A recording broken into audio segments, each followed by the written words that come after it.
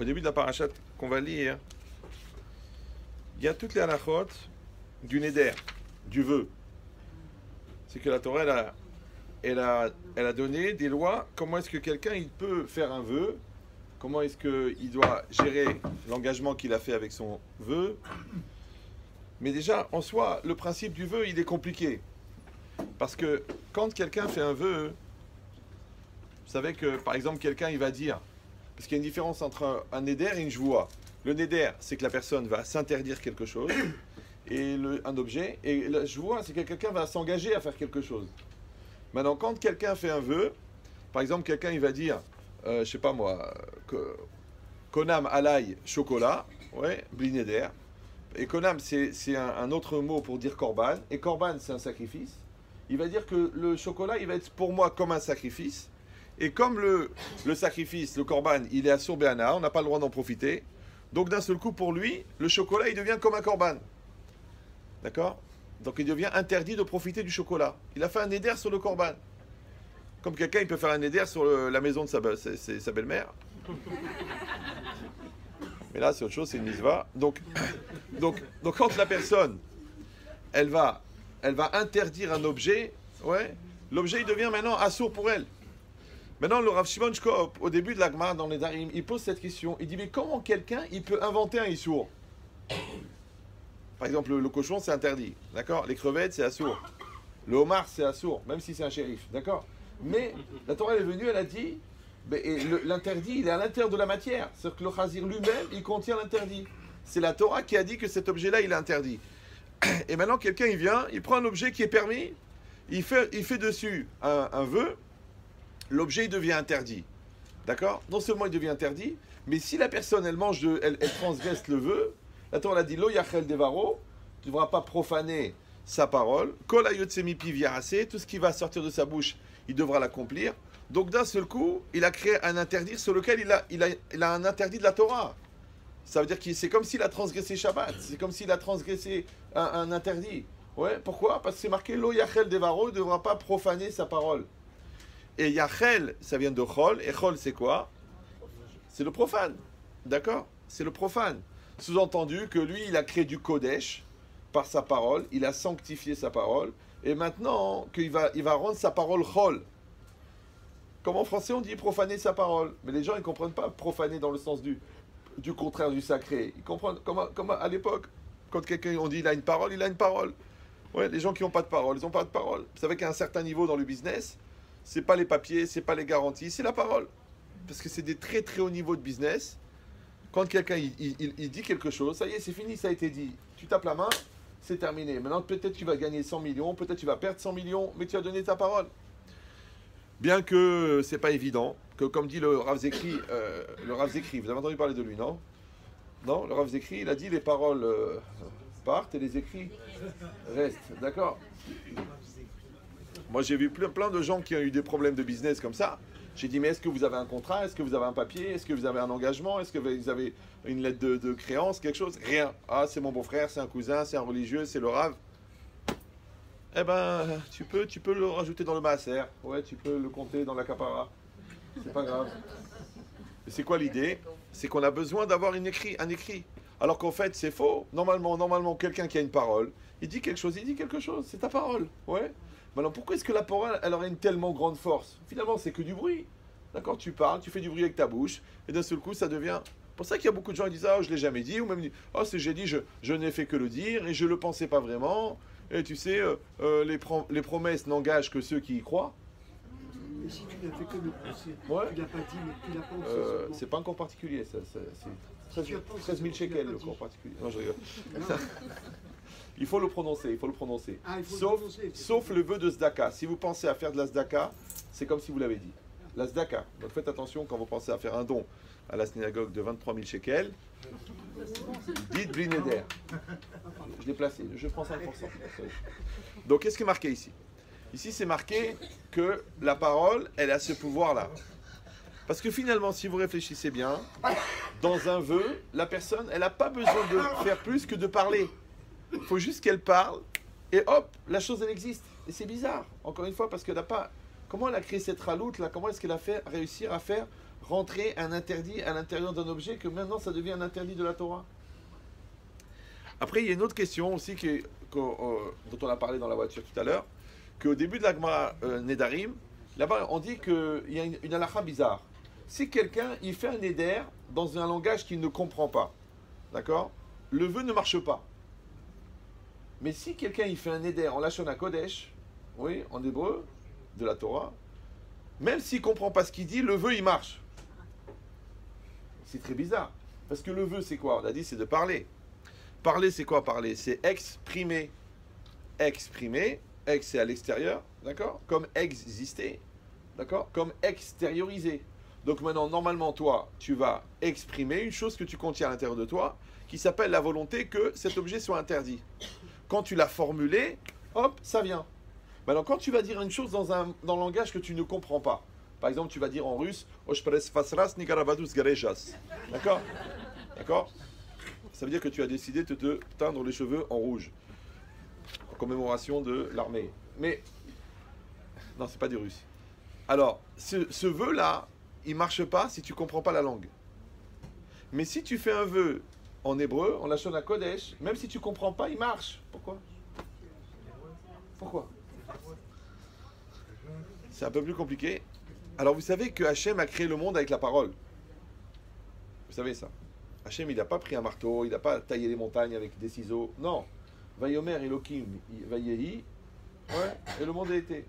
Mi Shamar Ve'aya Haolam. Celui qui a parlé, que le monde. Baruch Shamar, ouais. Donc ça veut dire que Hachem n'a fait que parler. En français, on appelle ça le verbe créateur. Maintenant, qu'est-ce qui est créateur dans la parole? Quand quelqu'un parle maintenant, ça crée quelque chose. Même dans une notion de chol, c'est un peu comme ça. Par exemple, un vendeur, c'est quoi? C'est quelqu'un qui va créer un rêve dans la tête du client que l'objet il va lui faire du bien. Tu racontes une histoire, ouais, l'enfant il est dans l'histoire, il est dedans. Alors à ce moment-là, il monte en haut du couloir, et là à ce moment-là, il ouvre la porte, et et l'enfant il peut faire une crise cardiaque. Pourtant, tu n'as rien dit, il n'a rien vécu, il n'a rien vu, c'est rien dans sa tête. Donc, en parlant, tu as créé une histoire. Tu dis à quelqu'un, je t'aime, je veux être le père de tes enfants, elle t'épouse, d'accord? Pourtant, tu lui as dit que des mots. Et les mots, qu'est-ce que c'est les mots? Regardez Dalida. Ouais.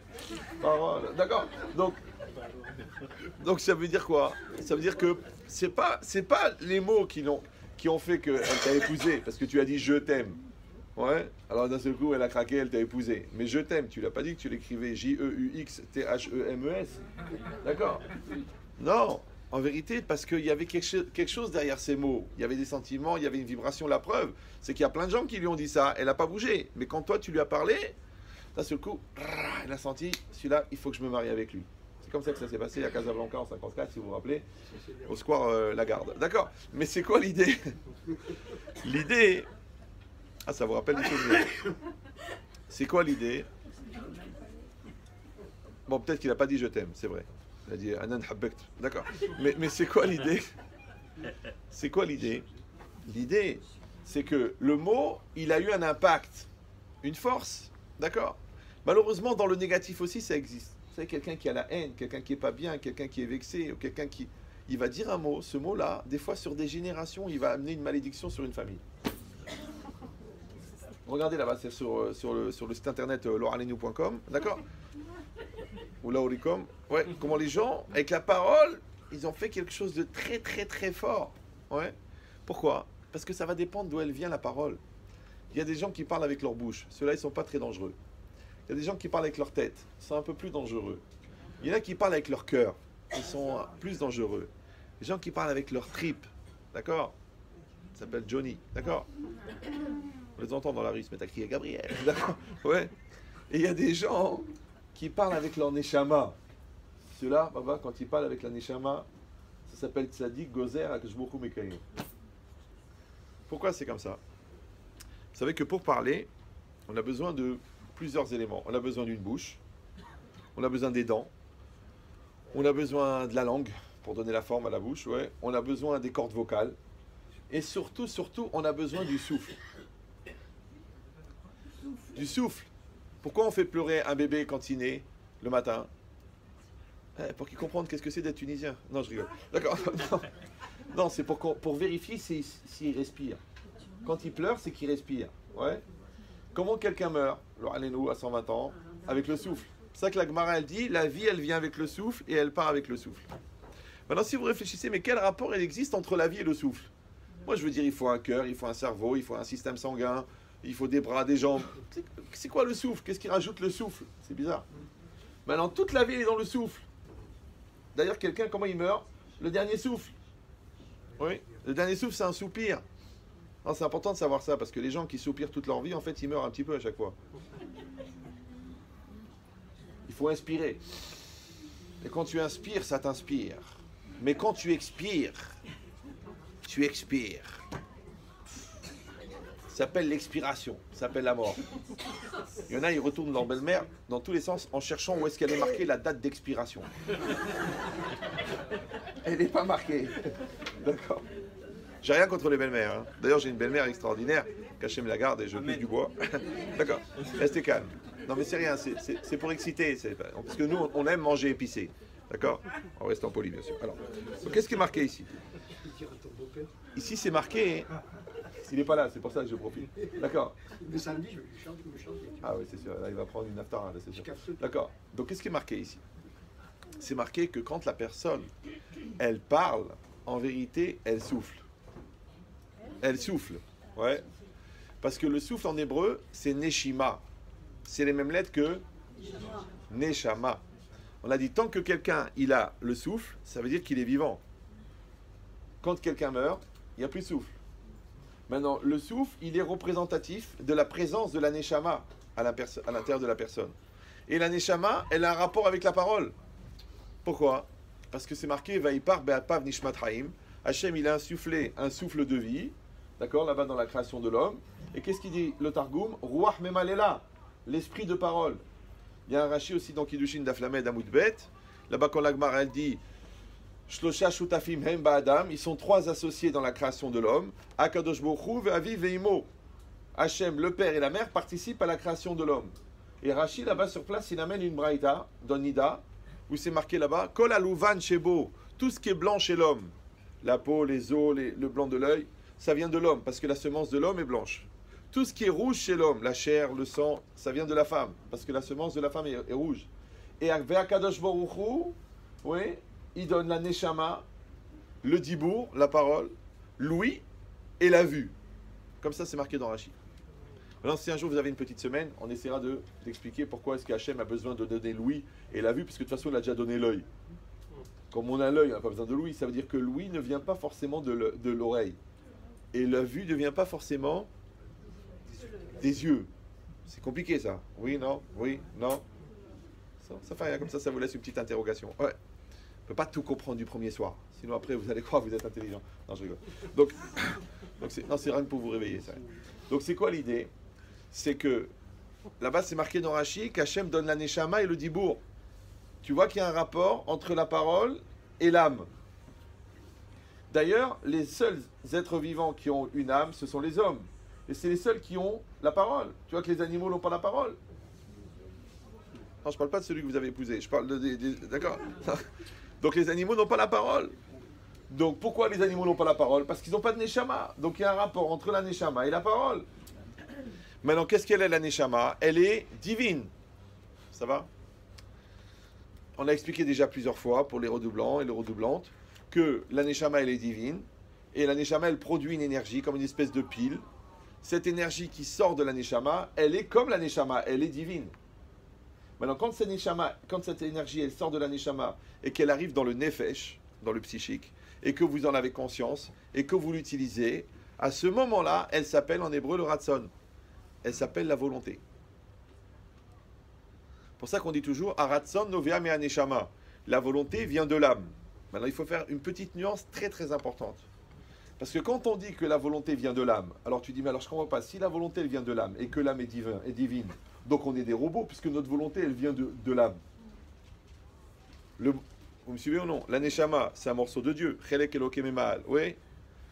Et Hachem et la neshama, ils font un. Donc la neshama, elle est comme un récepteur, et Hachem, il est comme l'émetteur.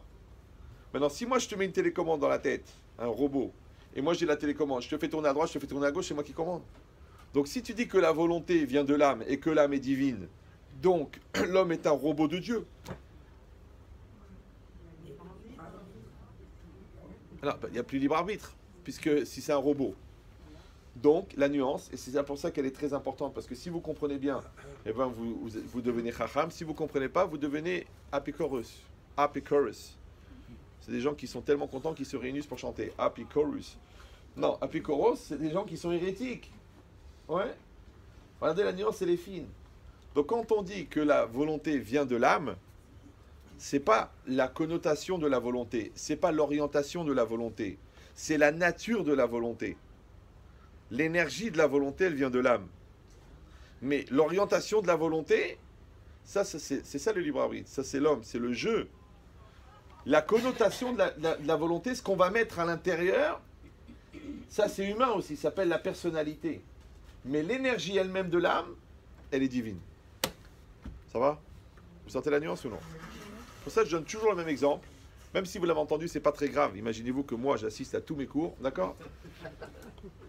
Quand vous payez l'électricité à Bézek, d'accord? On sait, on dit toujours c'est pas Bézek, et bien ça sort cher quand même. D'accord? Vous ne payez pas la production du courant. Vous payez l'utilisation du courant. Parce que si vous deviez payer la production de courant, il faudrait acheter une centrale électrique ou une centrale nucléaire à 2 ou 3 milliards, plus encore 2 ou 300 millions pour créer le réseau depuis la centrale jusqu'en bas de la maison. Donc vous payez un petit abonnement à 50 shekels. Comme vous êtes des millions, ça passe, ouais. Mais vous ne payez pas la production de courant. Vous payez l'utilisation du courant. Maintenant, la prise, elle est là. Il y a du courant dedans. Ouais. Tout le monde est au courant. Quand vous mettez dedans un frigidaire, ça fait du froid. Quand vous mettez un four, ça fait du chaud. Quand vous mettez une chaîne hi-fi, ça fait de la musique. Quand vous mettez les doigts de la belle-mère, ça fait une belle-mère branchée. D'accord? Donc, elle qui se plaint toujours de ne pas être au courant. D'accord? Donc maintenant, qu'est-ce qui est marqué ici? Restez calme. Non, il faut rigoler un peu, sinon après vous allez croire que c'est sérieux. Donc, qu'est-ce qui est marqué ici? Ici, c'est marqué que toi, qu'est-ce que tu vas faire? C'est comme si la Neshama, c'était la centrale électrique. Et la prise, c'est l'embouchure entre la frontière entre ta Neshama et ton moi. Maintenant, ton moi, il va prendre l'énergie, il va brancher un frigo, ça fait du froid. Donc, il va prendre l'énergie de la Neshama, il va le mettre dans une mitzvah, ça va faire une mitzvah. Il va le mettre dans une avera, ça fait une avera. Il met dans la bonne volonté, ça fait de la bonne volonté. Il met dans du mshon, ça fait du mshon. Il met dans de l'entêtement, ça fait de l'entêtement. Donc, en fait, on ne fait qu'utiliser une énergie que l'on contient. Maintenant, vous mettez dedans de la Torah, ça va faire un Talmid Chacham. Un Talmid Chacham, c'est quoi? C'est quelqu'un qui a utilisé la volonté, l'énergie qu'on lui a donnée pour faire de la Torah.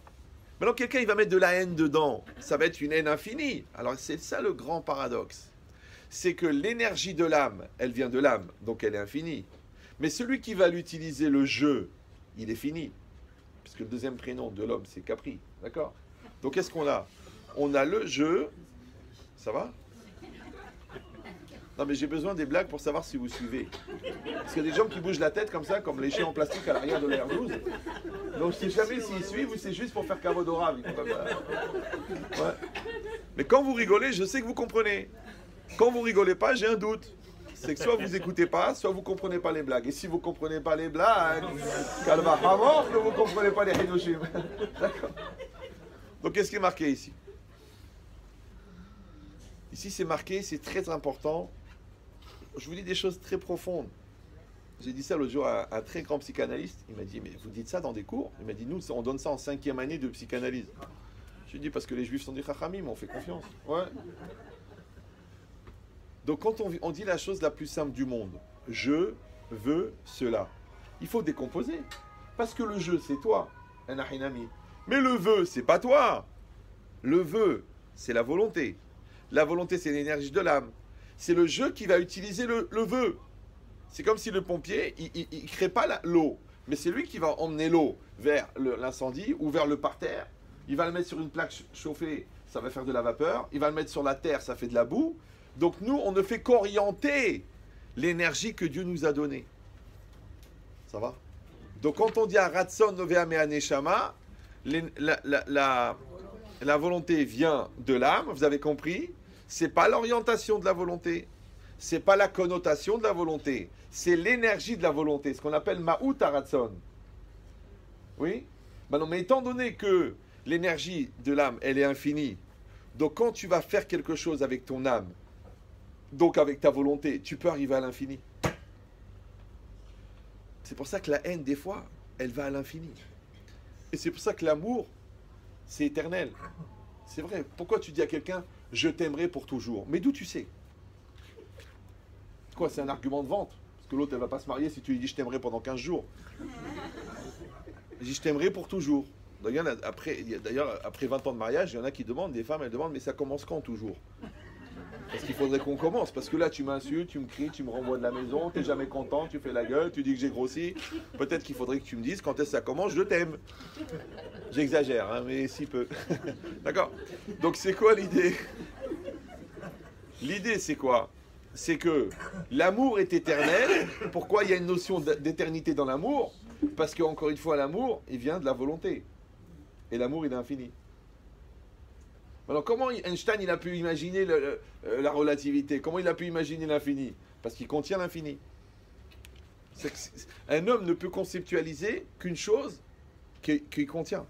Comme on ne peut pas rêver d'une chose qu'on n'a jamais vue, vous savez ça?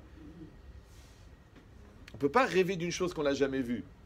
Parce que le rêve, il va... Par exemple, si vous rêvez d'un éléphant rose, vous ne l'avez jamais vu. Ouais. Mais vous connaissez la couleur rose et vous connaissez l'éléphant. Le cerveau, il va mélanger les deux pour fabriquer l'éléphant rose. Mais vous ne pouvez pas conceptualiser une chose que vous n'avez jamais ressentie ou vue ou perçue. C'est impossible. Donc comment, si l'homme est fini, comme ils prétendent les scientifiques, que l'homme est fini, l'homme c'est de la viande organisée, l'homme c'est la suite du singe. Ouais. Donc si l'homme il est fini, c'est que de la matière, comment il peut imaginer l'infini? Donc déjà, Khaled Al-Denia, des 5000 ans de recherche scientifique, ils sont partis. C'est pour ça qu'il faut mieux se consacrer à la Gemara et tirer la chasse sur la science. Non, pas la chasse de Gemara. D'accord. Donc c'est quoi l'idée? Ici, c'est marqué une chose. C'est marqué que quand je dis je veux, le je c'est moi, mais le veux c'est pas moi. C'est pour ça que la Torah, elle n'a pas dit Ve'aish Moshe Chacham, Ve'aish Moshe Gadol, Ve'aish Moshe Gibor, Ve'aish Moshe Tzadik. Qu'est-ce qu'elle a dit la Torah? Ve'aish Moshe Anam. Une des raisons, c'est quoi? Alors, je vous donne une explication. Elle n'engage que moi, au pire j'ai raison. C'est que dans la vie, il y a un paradoxe. C'est que d'un côté, tu dois développer ce qu'on appelle une anouchiout, ouais, un jeu très fort. Tu dois avoir de l'ambition, tu dois dire je vais faire des choses dans ma vie, je vais réussir, je vais racheter Ron Poulenc, je vais développer un antivirus incroyable, je vais apprendre toute la Torah entière. Donc il faut qu'il y ait un jeu très très fort.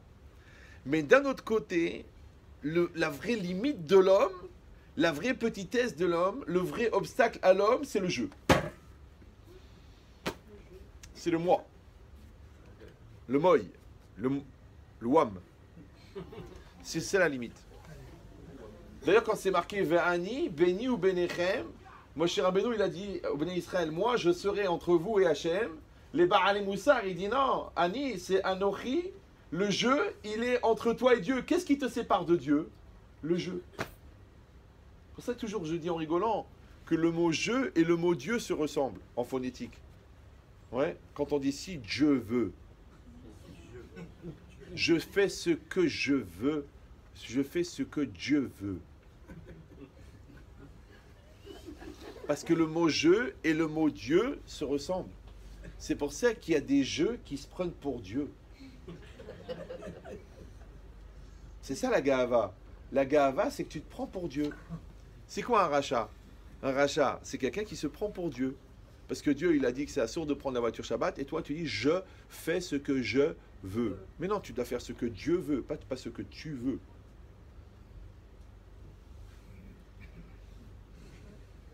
Et cette idée-là, c'est que pourquoi le jeu, il a tellement d'ambition? Parce qu'il est collé avec la Neshama. Et comme la Neshama, il est infini, donc quand tu te colles avec des gens grands, tu deviens grand. Pourquoi il faut se coller avec des sadikim, se coller avec des gens qui ont de l'ambition? Il faut laver le parterre chez Steve Jobs et tu vas apprendre des choses. Toi, tu dis, non, non, non, je vais laver le parterre à 25 shekels dans une pizzeria. Mais qu'est-ce que tu vas apprendre? Un balai. Mais si tu laves le parterre à côté de Tzif Job, peut-être un jour tu vas créer une grosse boîte.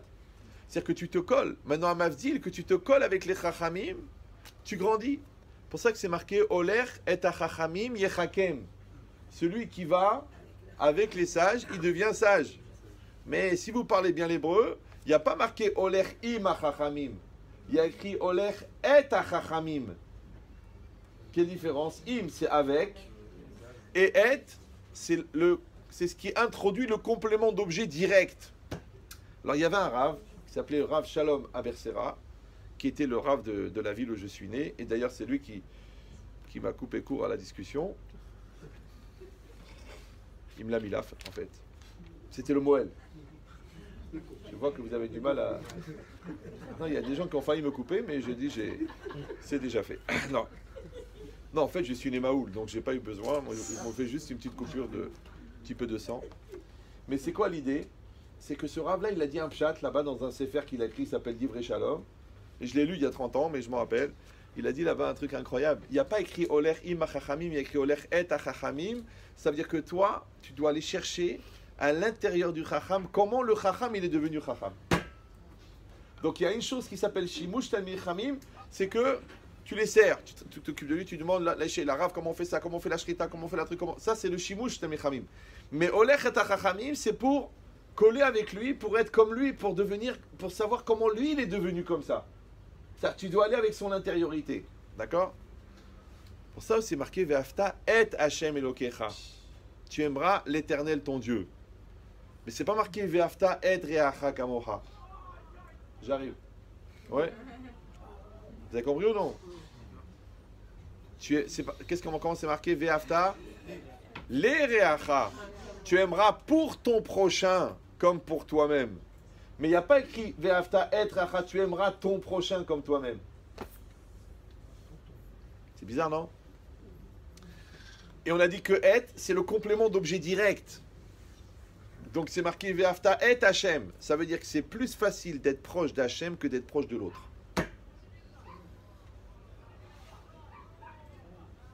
Mais c'est marqué Ve'afta l'ereacha kamocha. Ouais, tu aimeras pour ton prochain. Je veux dire pourquoi? Parce que le prochain, il est à l'intérieur de son corps. Il est à l'intérieur de son égoïsme. Il est à l'intérieur de sa lourdeur. Il est à l'intérieur de sa psychorigidité. Donc tu ne peux pas coller avec lui. Dans la Torah, elle t'a dit, tu sais quoi? Fais du bien à ton ami. Fais-lui du kavod. Fais-lui du chesed. Fais-lui de la gentillesse. Montre-lui que tu l'aimes. Il va se bouleverser. Donc ça, tu as fait ve'aftalé. À l'intérieur, ça bouge. Et comme ça bouge, il va exprimer. Il va s'approcher. Il va reconnaître. Et il va exister. À ce moment-là, tu peux t'approcher de lui. Donc la Torah t'a donné la démarche pour créer le lien avec l'intériorité de la personne. Parce que tant que la personne n'a pas été bouleversée dans son extériorité, elle ne peut pas exprimer son intériorité. C'est compliqué. Je peux vous faire une Torah idiote, mais c'est dommage. Je ne vais pas venir de France pour vous dire une Torah idiote. Ouais. Non, en vérité, le but des conférences, c'est deux buts. Premièrement, c'est d'essayer de vous faire une vingtaine d'années de yeshiva en quelques heures. Sinon, je vous raconte Picsou avec une kippa et vous allez dire c'est sympathique. C'est pour ça que les gens qui réécoutent, encore ce matin, j'étais à Mehacharim, j'ai rencontré un Talmid Chacham, il m'a dit j'étais au Canada pendant un mois, j'avais un CD à doigt, j'ai réécouté 64 fois les cours, à chaque fois j'ai trouvé un hidouche. Mais c'est quoi ça? T'es malade de donner ça à des ignorants? Je reste calme. Ouais. Ouais. Et des autres qui disaient il est marrant, regardez le malais de la Torah. Sans aucune allusion, d'accord? Donc c'est quoi l'idée? L'idée c'est quoi? L'idée c'est que d'un côté, on doit donner beaucoup de Torah en très peu de temps. Parce que moi j'ai toujours pensé que c'est pas parce que quelqu'un il n'a pas eu la chance d'aller à la yeshiva qu'il y a des notions qu'il n'aura jamais. On va continuer à le faire, le chumash et le rashi, la paracha de la semaine et la sécurité de la communauté. Et ouais, donne-lui un petit peu, il a une neshama comme toi, non? Ouais. Deuxièmement, le but du cours c'est de faire gagner 10 ans de maturité. Ça s'appelle en français un accélérateur de maturité. C'est-à-dire si tu sors la même personne en rentrant, en sortant, moi j'ai pas fait mon travail.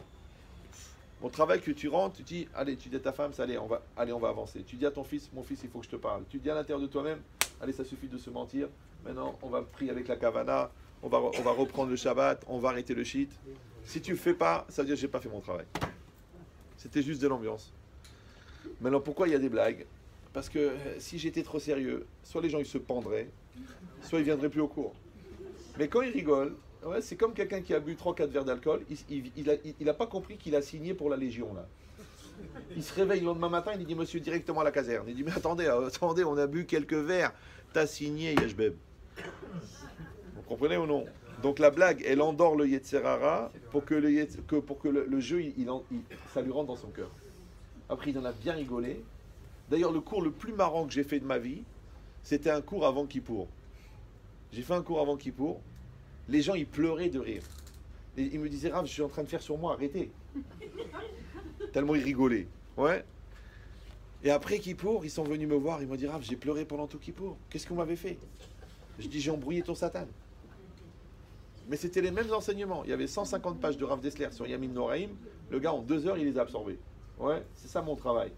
Mais après, qu'est-ce que ça va faire chez toi? Ça va dépendre du degré de sincérité que tu vas mettre et du degré de capacité à te remettre en cause. Donc tu viens pour rigoler. Kolakavod, c'est bien, tu vas rester brel. En plus, tu t'appelles Jacques. D'accord? Ou tu viens pour changer. Et à ce moment-là, il va y avoir un changement à l'intérieur de toi-même et tu vas comprendre qu'est-ce que ça veut dire Mechadesh Bechol Yom Tuvo Maaseh Bereshit. Ouais. Alors si vous comprenez ça, alors après il faut que je me rappelle de quoi je parlais avant. Je sais plus. Ah bon, on va reprendre de n'importe où, c'est pas grave, de toute façon tout se tient. On a dit que quand je dis je veux, le je c'est moi, ouais, mais le veux c'est l'énergie de l'âme. Et moi je vais seulement orienter cette énergie. Ah oui, on a dit Moshe Hanav. Ça c'est un paradoxe de la vie incroyable que j'ai découvert ces semaines-là. C'est que quand tu veux faire quelque chose, tu es obligé de développer un jeu extrêmement fort. Mais en même temps, ce jeu, ça va être l'écran. Un homme, il est perdu par quoi? Par sa gava. Ouais. Donc, s'il veut faire quelque chose de grand, il faut qu'il développe une grande énergie de jeu. Mais après, vite, il faut qu'il s'écarte pour que son projet, il soit plus grand que lui. Et comme le jeu, il va véhiculer l'énergie de l'âme et que l'âme, elle est infinie, donc quand il va s'écarter de son jeu, il va rester l'âme. Et l'âme, elle va se développer à l'infini. Vous me suivez ou non? C'est pour ça que les gens qui font des grandes choses, c'est toujours des gens que les choses qu'ils font, elles sont plus grandes qu'eux. Mais si tu dis moi président, qu'est-ce que tu vas devenir? Président. Tu dis mais comment un fromage il a pu devenir un président? Alors, oui, on va pas en faire un fromage, mais alors qu'il y avait déjà un fromage qui s'appelait président. C'est ça qui est incroyable. On va pas en faire un camembert, ouais. Pourquoi? Parce que le moi, il est énorme. Mais après, quand tu le voyais, tu dis en fonction, tu dis, mais c'est pas possible, ce mec-là, comment il a pu être élu? Ouais. Bon, la prochaine fois, ça sera un paquet de gâteaux qui sera élu. D'accord? Élu. Vous avez une réactivité qui est proche du commun. Mais là, je ne sais pas si c'est la moyenne d'âge, mais qu'est-ce qui est marqué ici?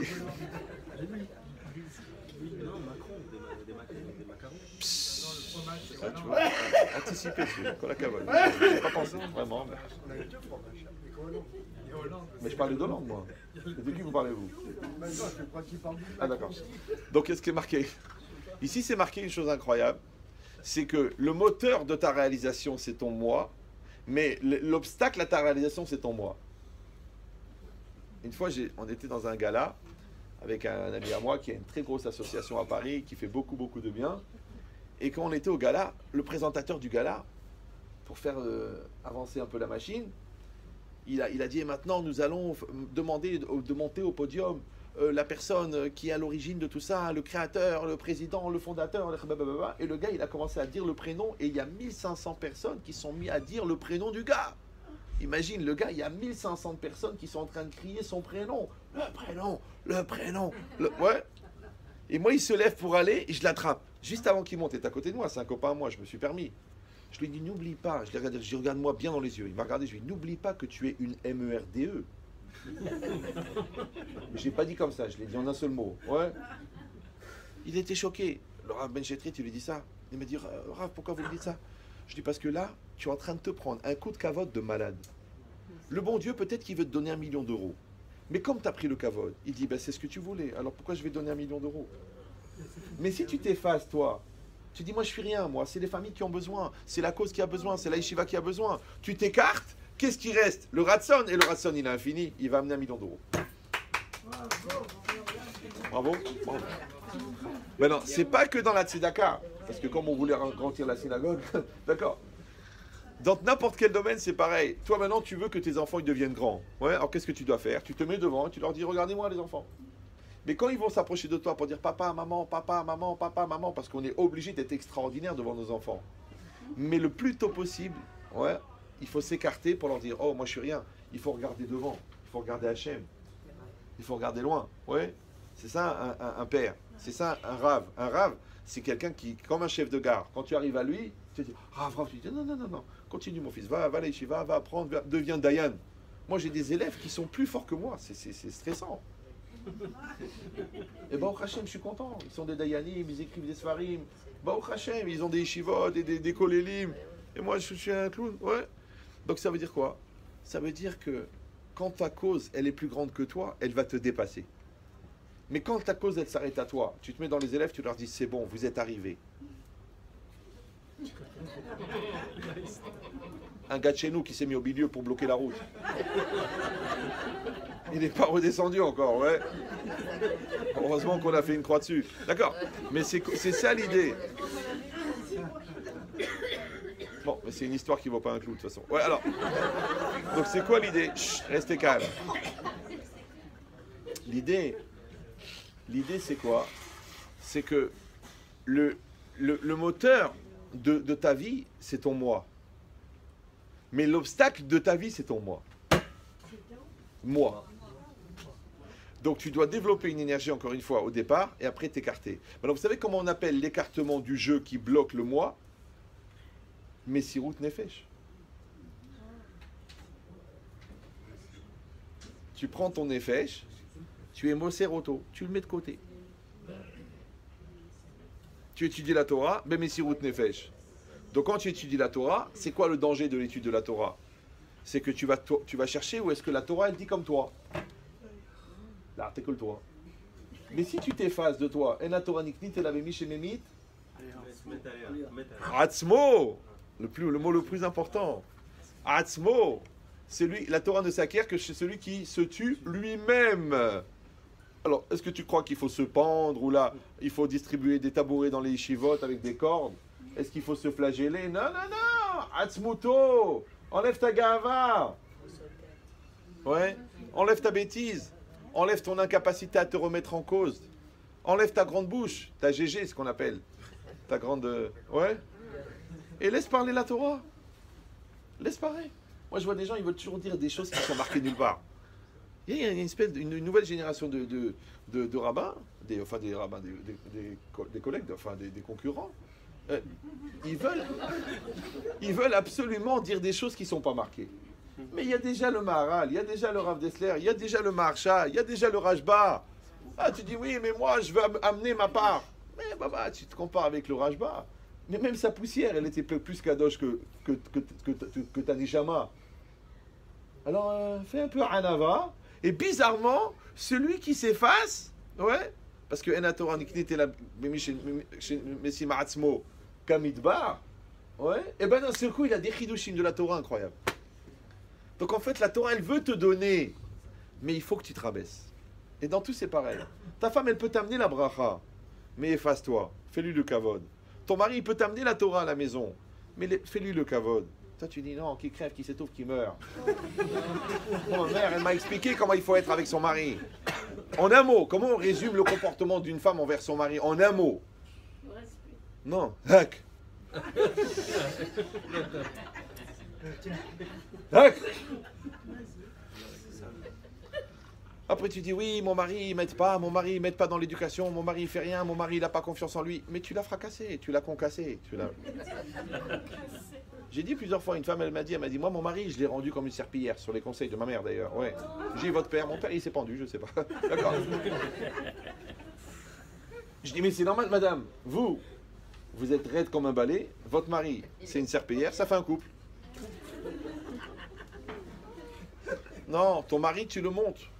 Alors il va être un bon mari, il va être un bon père, et il va être un bon grand-père et un bon beau-père. Tu le fracasses, après tu dis mais pourquoi je reste marié avec un brel? Donc tu regardes ailleurs. Parce que les goïms ils disent l'amour commence, L'amour s'arrête là où la comparaison commence. Ah, c'est violent ça. Ah oui, oui, oui, oui, oui. C'est pour ça qu'on a créé le GPS, parce que quand l'adulte erre, l'enfant paraît. Mais c'est pareil, toi tu traites ta femme de khmara, tu es bête, tu comprends rien, elle est grosse, elle est moche, elle est bête, elle est idiote. Après tu dis, comment ça se fait que je l'aime plus? Mais papa, tu l'as salie, tu l'as pourrie, tu l'as détruit. Vous avez compris ou non? Alors tu sais pourquoi tu l'as détruit? Toi tu crois que tu l'as détruit parce que objectivement elle est bête. Non, tu l'as détruit parce que tu croyais qu'en existant, elle remettait en cause ton jeu. Tu croyais que l'autre en existant, il t'empêche d'exister. Alors je vais tous vous soigner en une phrase. Tous, vous êtes tous, je vous soigne en une phrase. Écoutez bien, c'est violent. Il y a de la place pour tout le monde. Il y a de la place pour toi, il y a de la place pour elle, il y a de la place pour les élèves, il y a de la place pour les enfants, il y a de la place pour les parents, il y a de la place pour le concurrent. Il y a de la place. Tu dis non, il a mis son magasin, il m'a pris la parnassa. Mais c'est toi qui t'es foutu la rina hein, tout seul. Il y a largement de quoi faire marcher 2 restaurants. Ah, depuis qu'il est là, les clients ils viennent plus. Mais non, ils viennent pas parce qu'ils s'intoxiquaient chez toi, c'est tout. D'accord? Vous avez compris l'idée ou non? C'est-à-dire que ton jeu, c'est ton jeu qui t'a donné la force et c'est ton jeu qui t'a détruit. Pourquoi? Parce que tu dis, je n'y arriverai jamais, je n'en suis pas capable, je n'ai pas confiance en moi. Le jeu, il a dit, c'est mort. Ou le jeu, il a dit, je vais réussir. C'est pour ça que je vous dis, la phrase la plus simple du monde, c'est « je veux cela ». C'est la phrase la plus simple et c'est la plus compliquée à accomplir. Parce que le jeu, vous avez compris, il vient de la Neshama. Le jeu, c'est le moi. Le vœu, c'est l'énergie de l'âme que vous allez véhiculer vers l'extérieur pour réaliser vos projets. Et le cela, c'est quoi cela?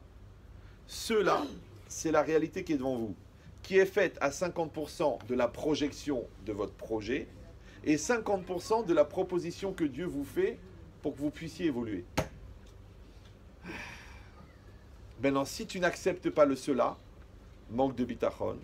Si tu ne maîtrises pas le vœu, parce qu'il a été pris en charge par ton Yetzirara, parce que ton jeu n'a pas été développé, et quand tu ne développes pas ton jeu, le Yetzirara, il prend la place de toi. La preuve, tu dis, je n'étais pas moi-même, c'était plus fort que moi. Donc ton jeu, il est inexistant. Ouais. Donc si ton jeu n'est pas là, ton vœu n'est pas maîtrisé, et ton cela n'est pas accepté, tu peux me dire qu'est-ce qui reste de toi? C'est un très grand rave tunisien qui s'appelait Khlet. Il a expliqué ça. Il reste Khlet. Khlet. Khlet. Vous parlez l'anglais, non? Khlet. Après, ça a été repris plus tard avec une autre expression plus proche de l'Amérique du Sud qui s'appelle Clark. D'accord? Clark. Clark. Je me suis entraîné des années à Los Angeles, mais avec des Tunisiens, j'arrive pas. Peut-être les origines, ou je sais pas. Alors, mais qu'est-ce qui est marqué ici? Ici, c'est marqué que quand quelqu'un va parler, il va juste exprimer une volonté. Parce que c'est quoi parler? Parler, c'est vocaliser. D'accord? C'est faire du bruit avec sa bouche. Mais avant de parler, il a fallu que tu choisisses les termes dans ta tête. Avant ça, il a fallu que tu penses à ce que tu vas dire. Et avant ça, il fallait que tu aies la pensée de ce que tu allais dire. Et avant ça, il fallait que tu aies l'impulsion de cette pensée. Donc si je redonne tout le cycle, impulsion, pensée, trouver les mots dans le vocabulaire, formuler, exprimer, agir. Ça va? Maintenant, vous savez, il y a une expression en français, on dit mettre les bâtons dans les roues. On m'a mis les bâtons dans les roues. Vous savez, les gens qui écoutaient Rabbi Chitrit, j'avais un projet de folie, un concept incroyable, j'avais la banque avec moi, j'avais le concept, j'avais le design, et on m'a mis des bâtons dans les roues. Alors je vous donne une image, c'est comme la grosse roue là, du carrosse, là, ou la roue de la carriole là, de Western. Vous la voyez cette roue là, avec les gros rayons en bois bien épais, bien séparés là, de 40 cm chacun. Et il y a un gars qui est sur le chemin, et il a une barre de chaîne. Ouais. Et il attend que la carriole elle passe et il met le bâton dans la roue et il bloque la roue. Super. Bon, c'est une expression. Maintenant, c'est quoi le nimshal? La roue, c'est quoi? On a dit, c'est ce qui permet d'avancer. Comment tu avances? Parce que les rayons, il faut avancer la roue. Les rayons, c'est quoi? Ce sont les différentes étapes de la chose.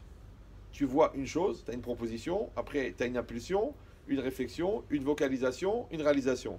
Si entre les différentes étapes de réalisation, de concept jusqu'à la réalisation, tu laisses trop d'espace, il y a de l'espace pour rentrer le bâton qui va bloquer. Pour ça qu'il dit le Maharal de Prague, Ikar toldot haikuvim baim mishiu izman. La principale cause d'émergence des obstacles provient de la perte de temps. T'as une bonne idée? Vas-y. Ah, attends, je réfléchis, il faut donner du temps au temps, je vais en parler à beaucoup de gens, on verra si ça marche. Et après, hop, on m'a copié, c'est un plagiat, on m'a mis l'Ainara, c'est le chran de la belle-mère. Pas du tout. C'est parce que tu as trop tardé. Moi, je le dis toujours à mes enfants, En siata dishmaya, il n'y a pas d'aide divine dans la négligence. Tu négliges, il n'y a pas d'aide divine. Déjà, tu négliges, tu rates l'autobus. Tu as négligé, tu as tardé. Tu négliges de dire à la fille que tu l'aimes, paf, un autre mec, il l'épouse. Moi, les gens, ils viennent de moi, ils me disent, Ramen Chétri, je ne comprends pas. Vous trouvez normal que la fille avec qui j'étais pendant 4 ans, ouais, et ben, au bout de 4 ans, elle m'a dit, c'est fini, elle a rencontré un gars, elle s'est mariée en un mois. Alors, c'est normal, hein, c'est une fille sérieuse, ça. C'est pas un manque de respect, c'est pas une fille des rues, ça. Une fille en un mois, elle rencontre quelqu'un, elle se marie. Je lui dis, mais JG, ça veut dire jeune jbeb. Pourquoi ça a duré 4 ans? T'as l'air un petit peu religieux quand même, ouais? Il m'a dit, ben j'hésitais, je savais pas. D'abord j'ai mis 1 an et demi à lui dire que je l'aimais. Après j'ai mis 1 an à lui dire qu'elle peut rencontrer mes parents. Après j'ai mis 1 an à lui dire que peut-être on va fixer une date blinédaire pour les fiançailles. Après le deuil de la grand-mère qui n'est pas morte.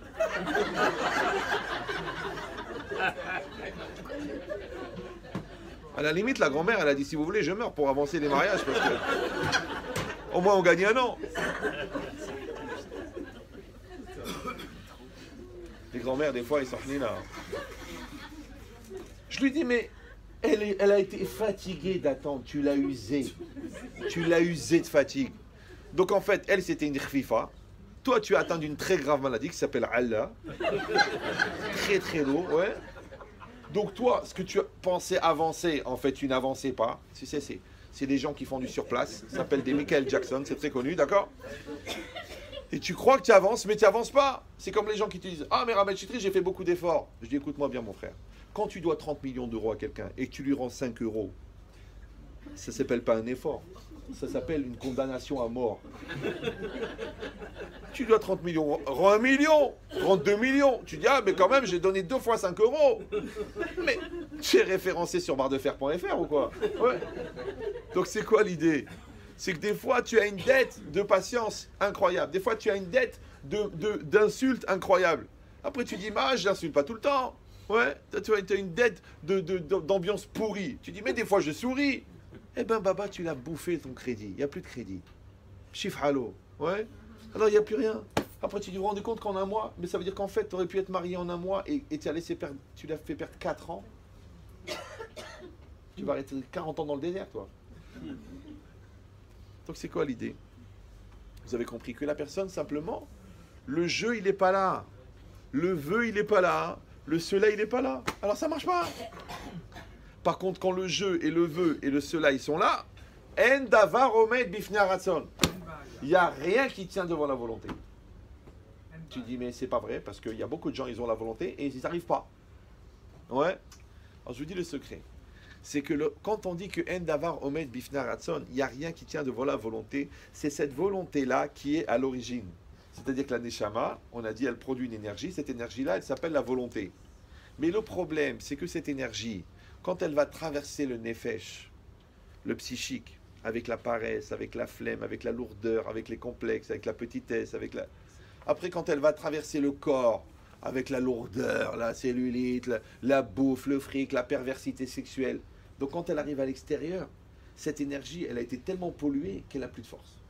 C'est comme si toi tu dis j'ai soif, je crève de soif. Et tu dis bah, écoute, c'est sympa, j'ai une bouteille d'évian glacée au frigo. Waouh, tu sais quoi, 1 million d'euros, je te la paye.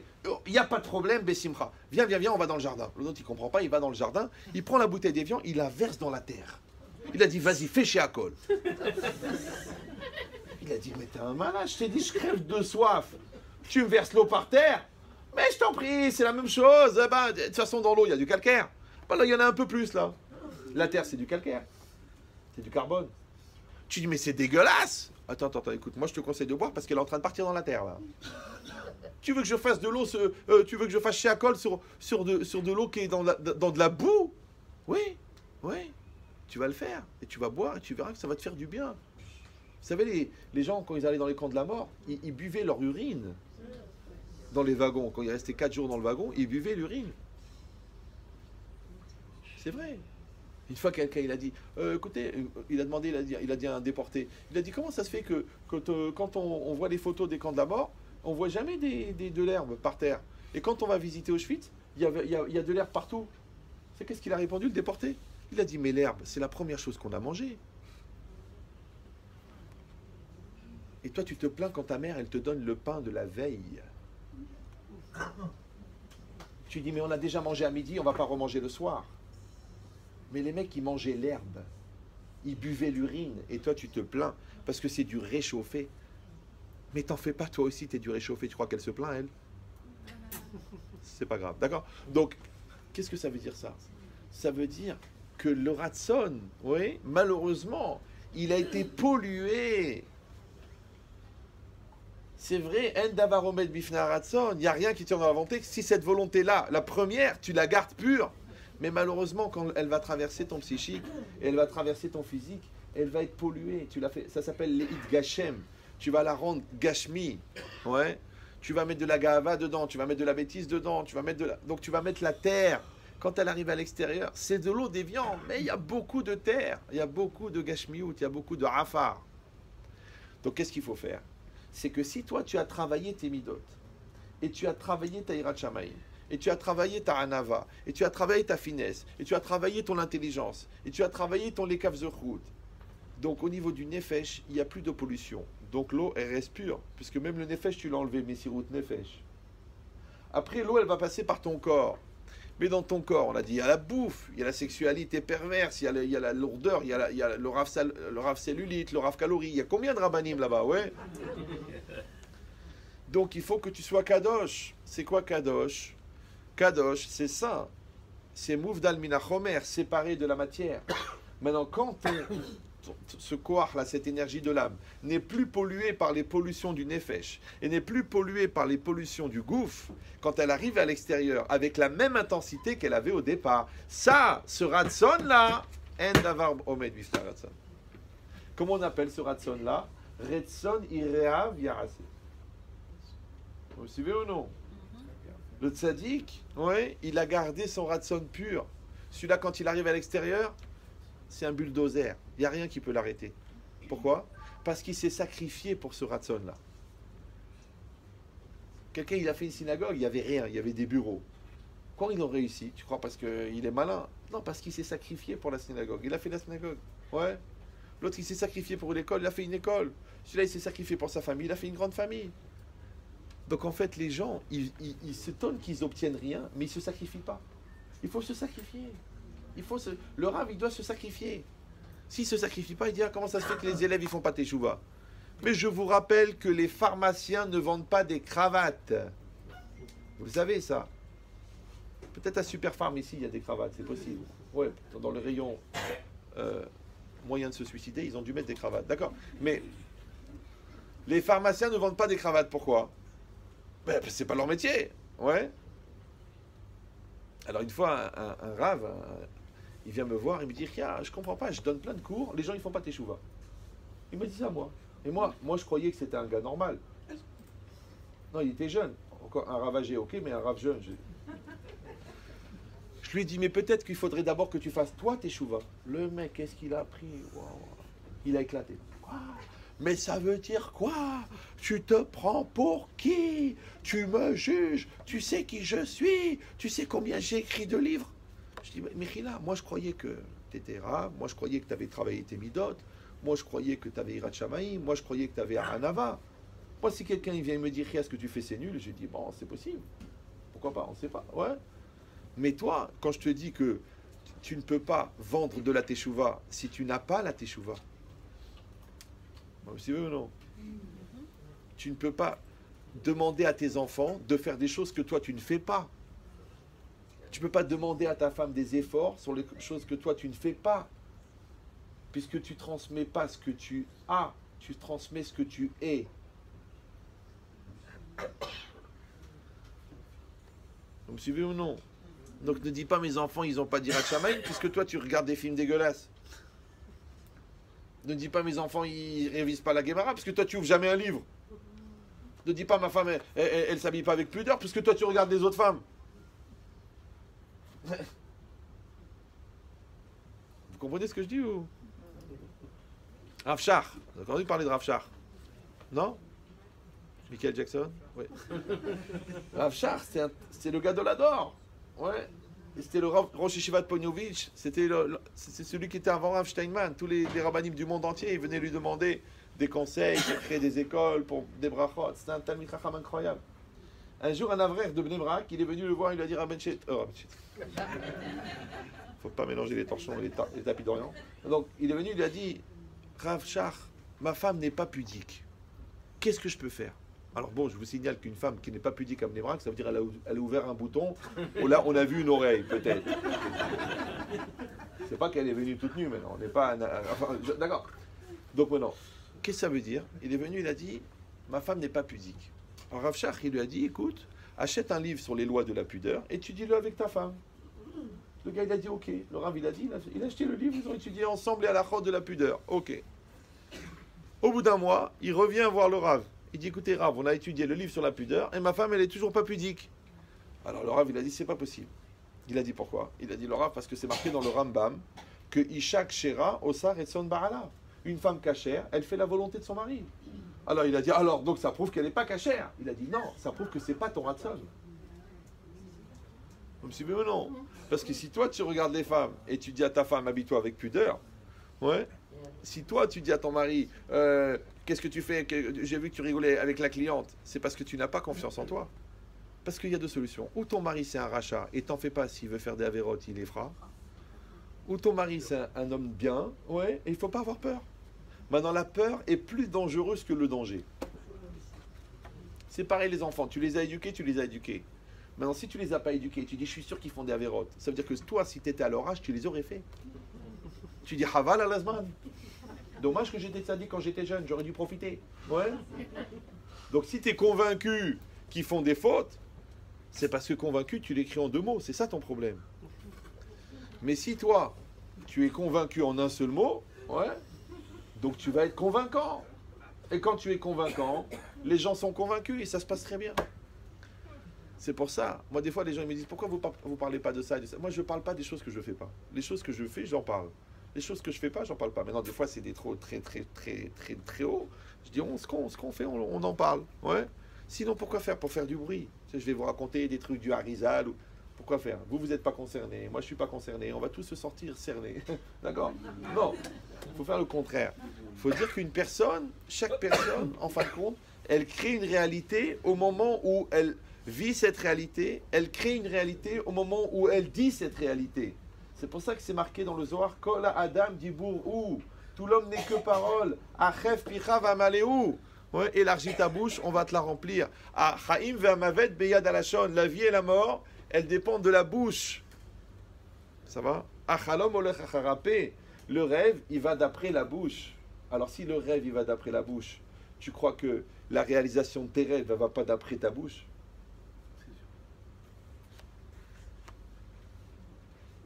Alors si c'est ça maintenant, quand quelqu'un va parler, en vérité, c'est pas qu'il va faire du bruit, non, c'est le jeu va utiliser le vœu. Et on a dit que le vœu, il est représenté par le souffle, puisqu'il vient de la Neshama. C'est pour ça que quand vous contredisez quelqu'un, il vous dit tu m'as coupé le souffle. Par exemple, c'est un truc que je vous donne en marketing, ouais. Quand vous voulez vendre quelque chose à quelqu'un, ou quand vous voulez demander quelque chose à quelqu'un, ou que vous voulez remettre en cause quelqu'un, il faut écouter sa respiration. Au moment où il inspire, comme dans la musculation, le cerveau il est chargé, comme le muscle en oxygène, donc il est très fort. Il ne faut pas lui dire à ce moment-là. Mais quand il expire, il est en bout de souffle, il est en faiblesse, il est en moment faible, là il faut lui dire. Vous me suivez ou non? Par exemple, tu veux dire à ton mari que tu veux un diamant. Alors tu lui dis, bonjour Albert, il faut que je te parle.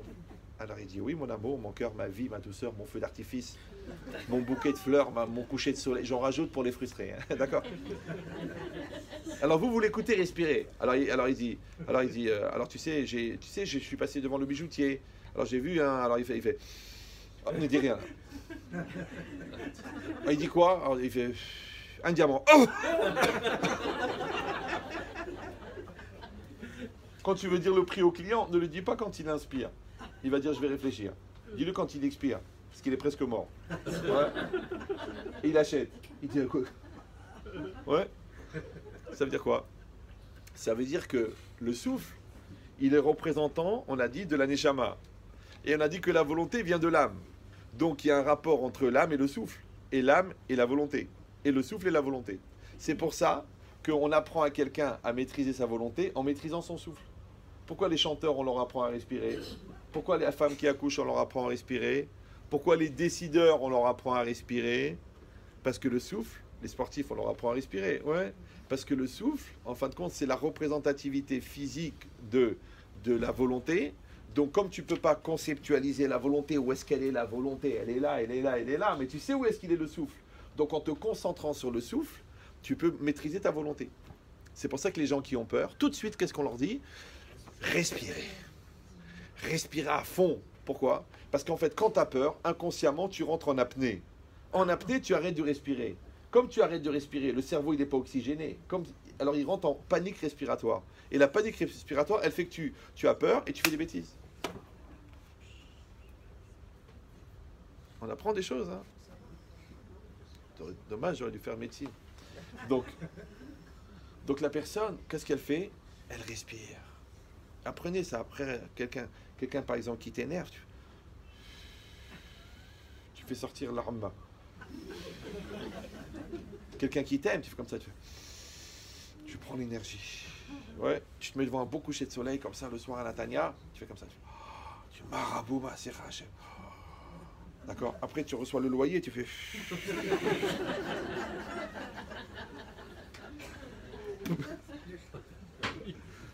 Ouais.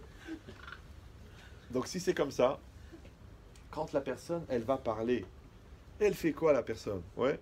Vous croyez qu'elle fait du bruit, vous croyez qu'elle formule des mots, vous croyez qu'elle fait une construction syntaxique qui contient un certain sens, qui va véhiculer une signification dans l'esprit de la personne qui l'écoute? Ouais. Non. Quand la personne, elle parle, elle véhicule un souffle. Et c'est le souffle qui va faire son action. Parce qu'on a dit que le souffle, ouais, il est l'expression de la volonté. Donc, qu'est-ce qui va faire avancer les choses? C'est la volonté.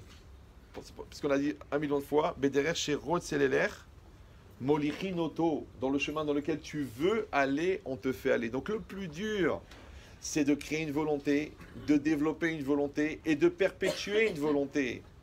Pourquoi les gens ils disent ça n'a pas marché? Mais ils ont débranché la prise. Ils ont arrêté de faire des efforts. Ils ont arrêté de se battre pour le magasin. Ils ont arrêté de s'occuper de leurs enfants. Ils ont arrêté d'entretenir le couple. Eh ben, quand tu débranches, ça s'arrête. C'est que la meilleure chaîne hi-fi du monde, quand tu enlèves la prise, la musique s'arrête. Non, je m'excuse. Parce que les gens disent, c'est pas possible, je l'ai payé 20 000 euros.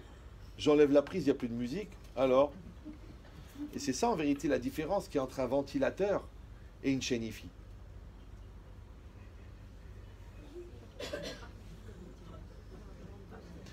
C'est que quand vous enlevez la prise, la chaîne hi-fi, elle s'arrête tout de suite. Mais le ventilateur, il continue à tourner. Des fois, tu vois des couples comme ça qui tournent, et après, doucement, doucement, ils s'arrêtent. Toi, tu crois qu'ils sont engueulés maintenant. Mais tu leur poses la question, depuis quand le courant ne passe plus? Depuis quand vous êtes débranchés? Parce qu'il y a des couples comme ça, des mchon. Bonsoir, bonsoir. Il y a quelque chose à manger. J'arrive. Non. Ils ont marqué un but là.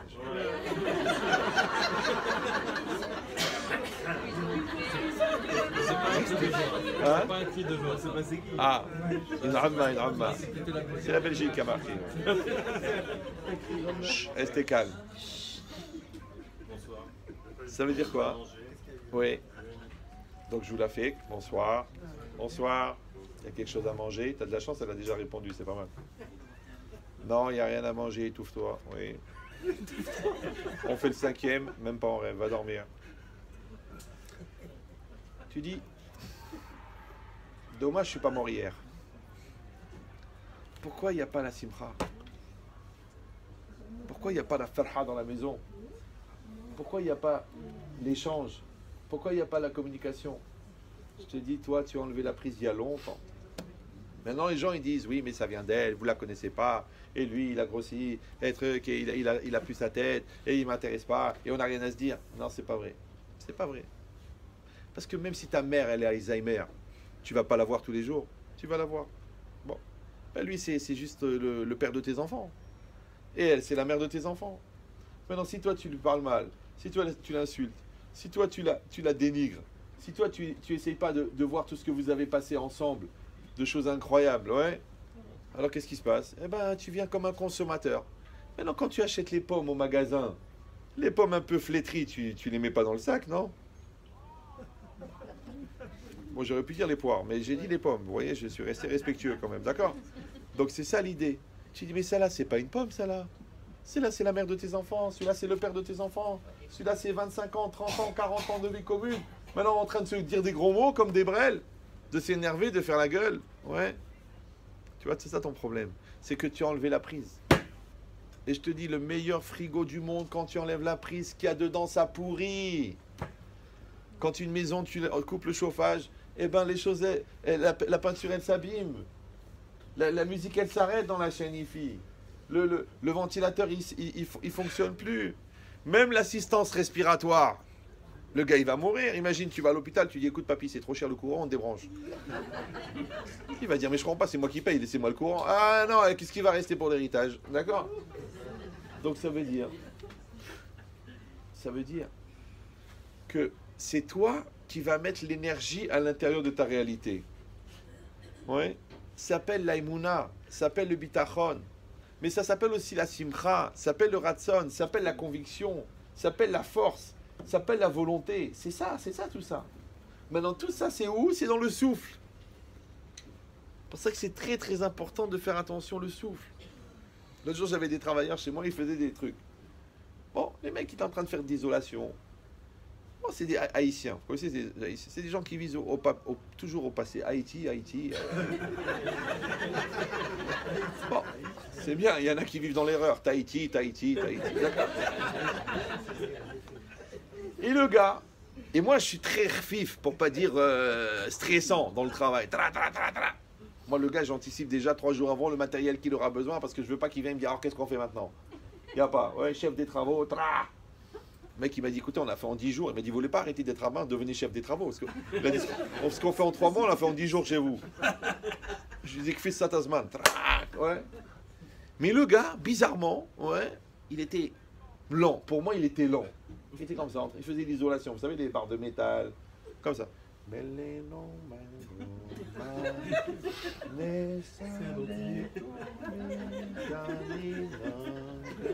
Et moi, je le voyais, j'étais en train de bouillir. J'ai dit à ma femme, mets des frites, je vais te les faire tout de suite. Ouais. Le gars, il était lent, mais il était rapide. Pourquoi? Parce que chaque geste, il était précis. Pas il revenait, il mesurait. L'œil, tac. Donc je m'en vais, je dis, je peux pas le voir, je vais le tuer. Je reviens une demi-journée, il a fini toute la pièce.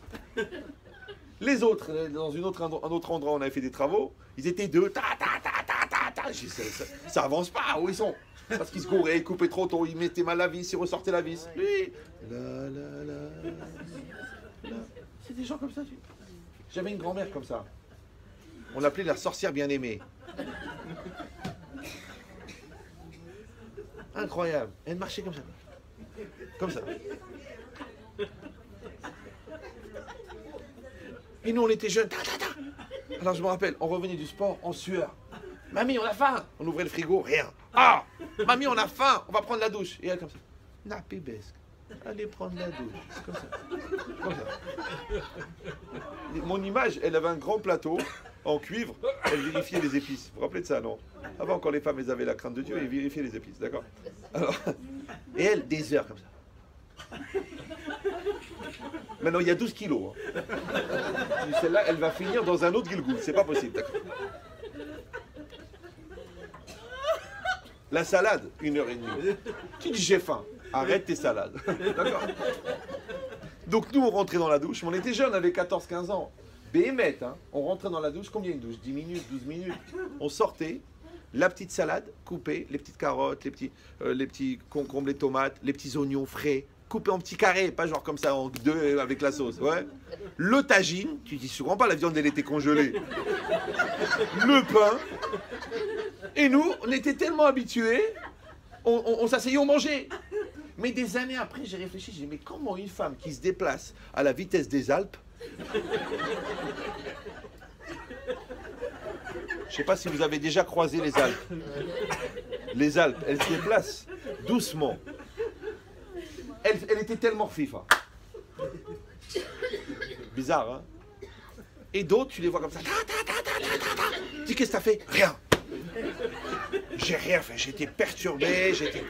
J'ai commencé ça. De dimanche, tu dis, tiens, chérie, on fait une sortie en voiture. Elle dit, il n'y a pas de problème. Allez, mon amour. Allez, mettez le manteau, on y va. Attendez 2 minutes, je vais ranger un peu la chambre. 6h30 du soir. Où t'en es? Ah ben, j'ai les habits d'hiver, les habits d'été. J'aime pas ce foulard. Mon amour, il est dimanche 19h30. Il est à 7h30, on s'est levé, on a dit on y va. Et toi, t'as dit j'arrive. J'arrive. Mais quel gros mot! C'est quand les gens qui sont en retard, tu les appelles, ils disent j'arrive. Ça veut dire qu'il n'est même pas parti de chez lui. Il y en a, ils partent à l'heure où ils ont rendez-vous. Ils se prennent pour Elia Onavi maintenant, ils vont accélérer le temps. Ouais. C'est pour ça qu'il faut toujours leur donner rendez-vous la veille. Comme ça, le lendemain, ils arrivent pile. D'ailleurs, on le dit, c'est pas demain la veille. D'accord? C'est aujourd'hui. C'est vrai, souvent aujourd'hui, c'est la veille du lendemain. C'est pas grave. Alors.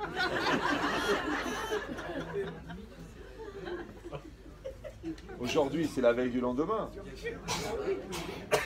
C'est connu.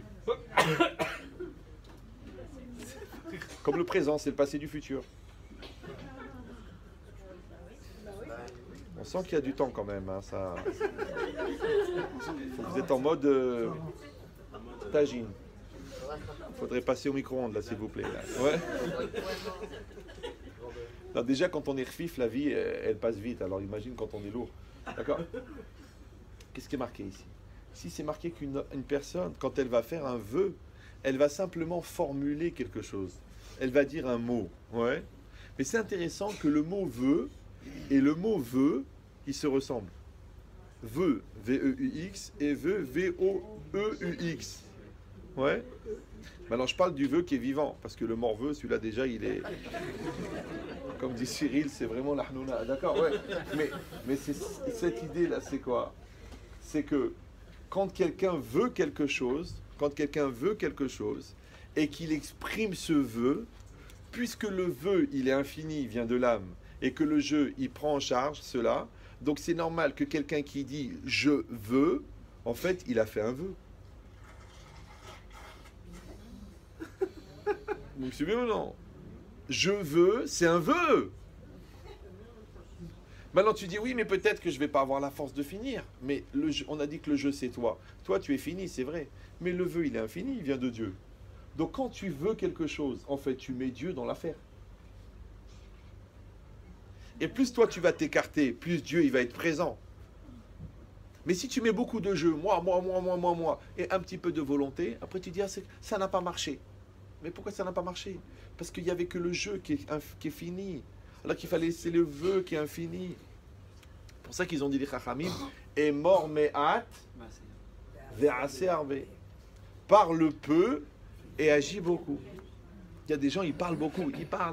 Je vais faire ça, on va faire un projet, on va développer, on va truquer, on va se mettre à 40, le concept, l'idée, la banque, le suivi, le prévisionnel, les bénéfices et tout ça. Alors, au bout d'un an, tu dis, alors, combien tu as gagné?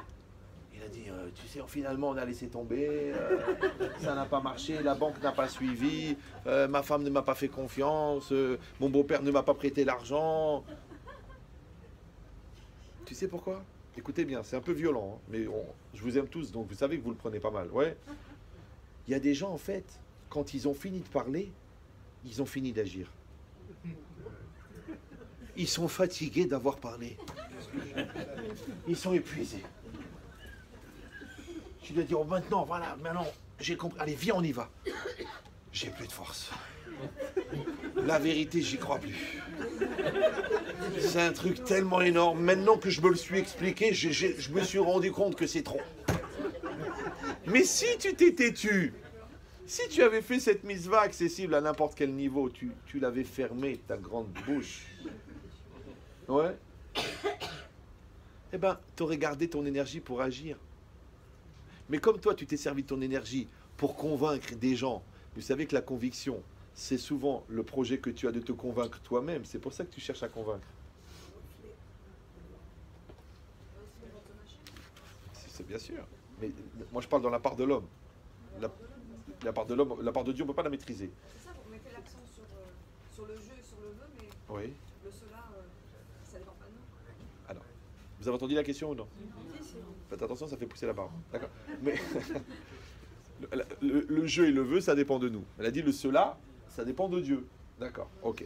Bon, mais je comprends. Parce que chaque fois que je crée un stress, les gens ils renvoient le stress ailleurs. Mais c'est normal. Bon, c'est pas grave. Mais je vous donne l'explication. J'ai déjà expliqué ça. Vous avez assisté à ces cours là déjà. Ouais. Ça s'appelle la Ishtadlut, la part de l'homme. D'accord. Mais moi, je parle de la part de l'homme. C'est-à-dire que ici, par exemple, entre moi et le projet, il y a 1 mètre. Maintenant, moi, je suis en maîtrise et en responsabilité de l'effort à fournir. Mais je ne suis pas en responsabilité du résultat à obtenir. Maintenant, moi, je dois juger mon effort, je dois juger ma conviction, je dois juger mon intelligence sur ma part à moi. Parce que c'est ce que je peux maîtriser. Moi, je dois donner le meilleur cours possible. Maintenant, avec ce cours-là, il y a des gens qui vont se marrer pendant 1h30 et il y en a, ils vont prendre sur eux, ils deviennent Rosh Yeshiva. C'est le même cours. Tu vas donner une très bonne éducation à un enfant. Il y en a un, il va te dire, papa, grâce à toi, je suis grandi, j'ai grandi, je suis devenu un homme bien. Il y en a un qui t'a dit, tu m'as tellement complexé avec ta perfection que je suis devenu un pauvre type, c'est pour ça que je fume des joints toute la journée. C'est la même éducation, mais elle ne garantit pas le résultat. Pourquoi? Parce que le résultat, il est entre les mains d'Hachem, si tu t'adresses à la réalité. Il est entre les mains de l'autre, si tu t'adresses à l'autre. C'est normal. Sinon, il n'y a pas de libre arbitre. Maintenant, mais cette logique-là, ouais, l'erreur, c'est quoi? C'est quand je vais étendre le champ d'application de mon efficacité sur l'autre ou sur la réalité. Par exemple, les gens ils me disent, écoutez, Rav, je ne comprends pas, j'ai bien éduqué les enfants, ils ont mal tourné. Mais rappelez-vous que Yitzhak et Rivka ont eu un enfant qui s'appelait Esav, qui est somme toute l'arrière-grand-père d'Hitler. Tu te rends compte, tu mets un enfant au monde, que son arrière-petit-fils, il va s'appeler Adolphe. Mais ça va faire fureur.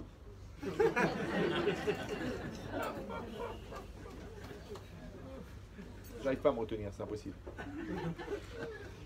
Donc qu'est-ce qu'on est en train de dire maintenant? On est en train de dire que moi, je dois faire ma part. Maintenant, évidemment que moi, j'ai parlé de ma part. Mais je vous ai dit aussi que dans le cela, il y a 50% qui est la projection de ce que je veux, BDR, Sherot, Célélère, et 50% la proposition qu'Hachem me fait. Parce que imaginez-vous, je sais qu'il y a des gens parmi vous qui vont avoir du mal à comprendre, mais c'est pas grave, il faut laisser mûrir les idées. C'est que les situations que je vais vivre, elles sont préétablies dans un plan, ouais, qui va se réaliser au fur et à mesure que je vais grandir. Maintenant, le fait que les situations soient préétablies n'enlève pas la capacité du choix.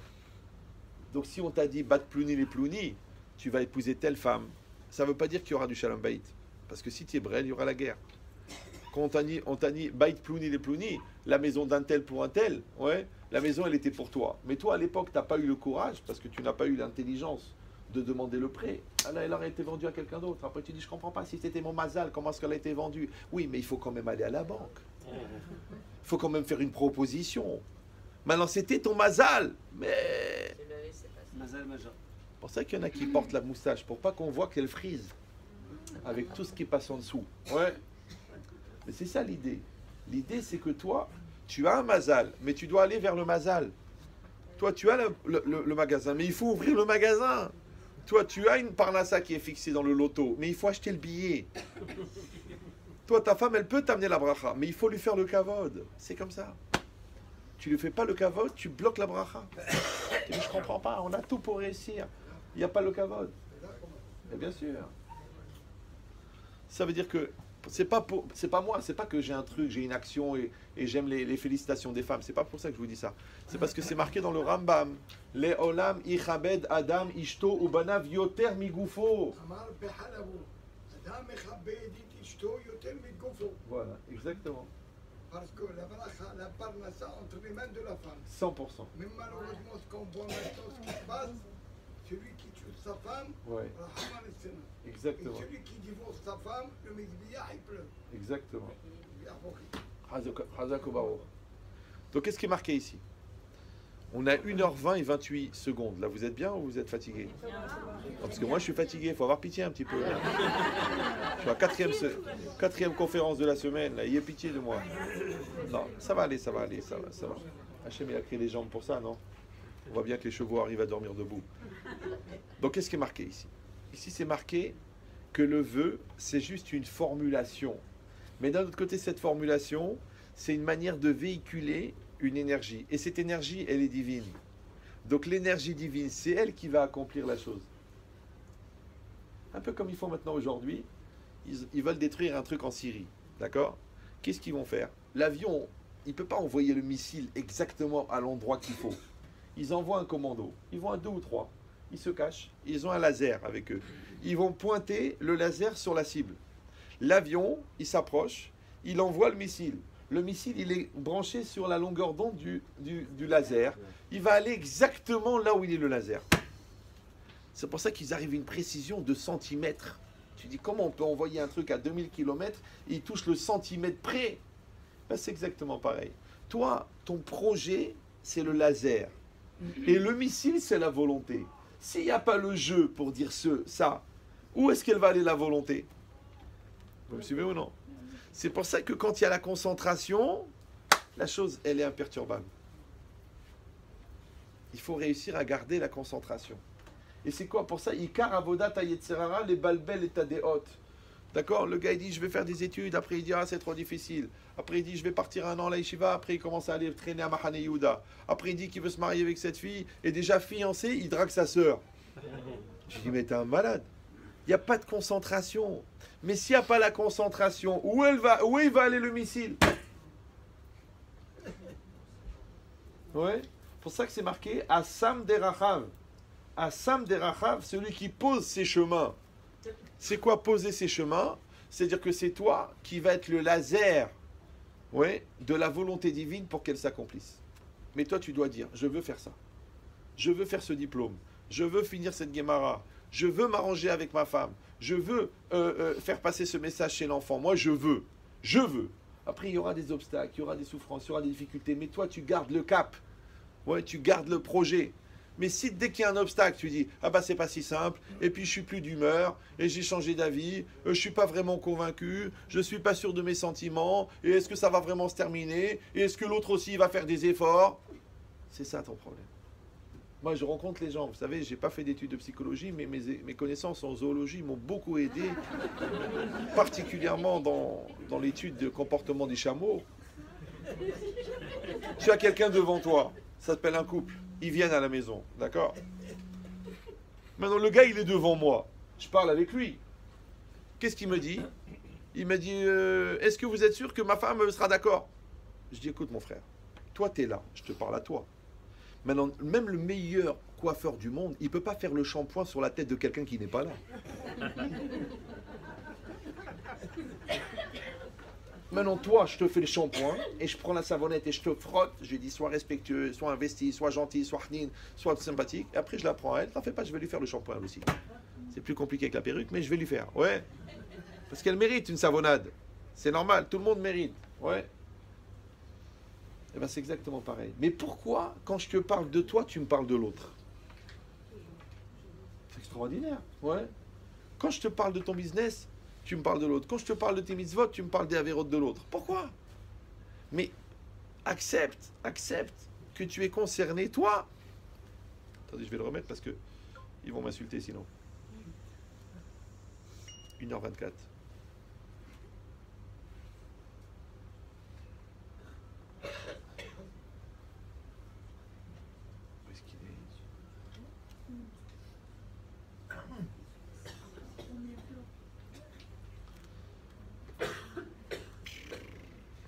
Il a marché jusque-là, c'est pas mal déjà. Magnifique. Non, parce qu'il y a toutes ces personnes qui cherchent Panim chez la Kadosh Baruch Hu, le visage de leur père. Facebook.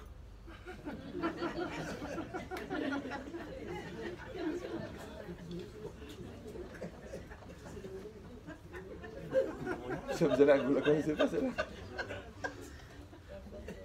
Ouais. Nous on appelle Facebook. En Algérie ils appellent Naal. Bon. Mais qu'est-ce qui est marqué ici? Chut, restez calme. Ici c'est marqué. C'est marqué. Mais j'étais pas branché quand je l'ai dit. Hein. C'était. Donc qu'est-ce qui est marqué ici?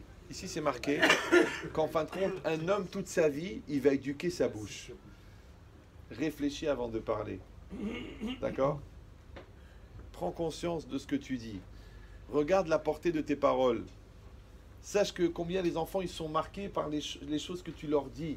Les gens disent oui mais les enfants ils écoutent pas. C'est pas vrai. Ils écoutent pas mais ils retiennent tout. Maintenant tu lui dis t'es bréal, t'es gros, t'es moche, t'es idiot, il va le retenir. Tu lui dis je t'aime, tu vas réussir. Ah non, nous on n'est pas des gens qui disent je t'aime aux enfants. On n'est pas cette... Moi je te conseille de le dire. Parce que sinon tu vas le payer très très cher. Commence à économiser l'argent pour les psys et aussi pour le shit et pour la coke. Parce que les enfants, quand ils n'ont pas trouvé la tendresse naturelle, ils vont chercher la tendresse artificielle. C'est vrai. C'est pour ça qu'ils ne veulent pas parler. Parce qu'à chaque fois que tu leur en parles, ils te disent shit, shit, shit, shit.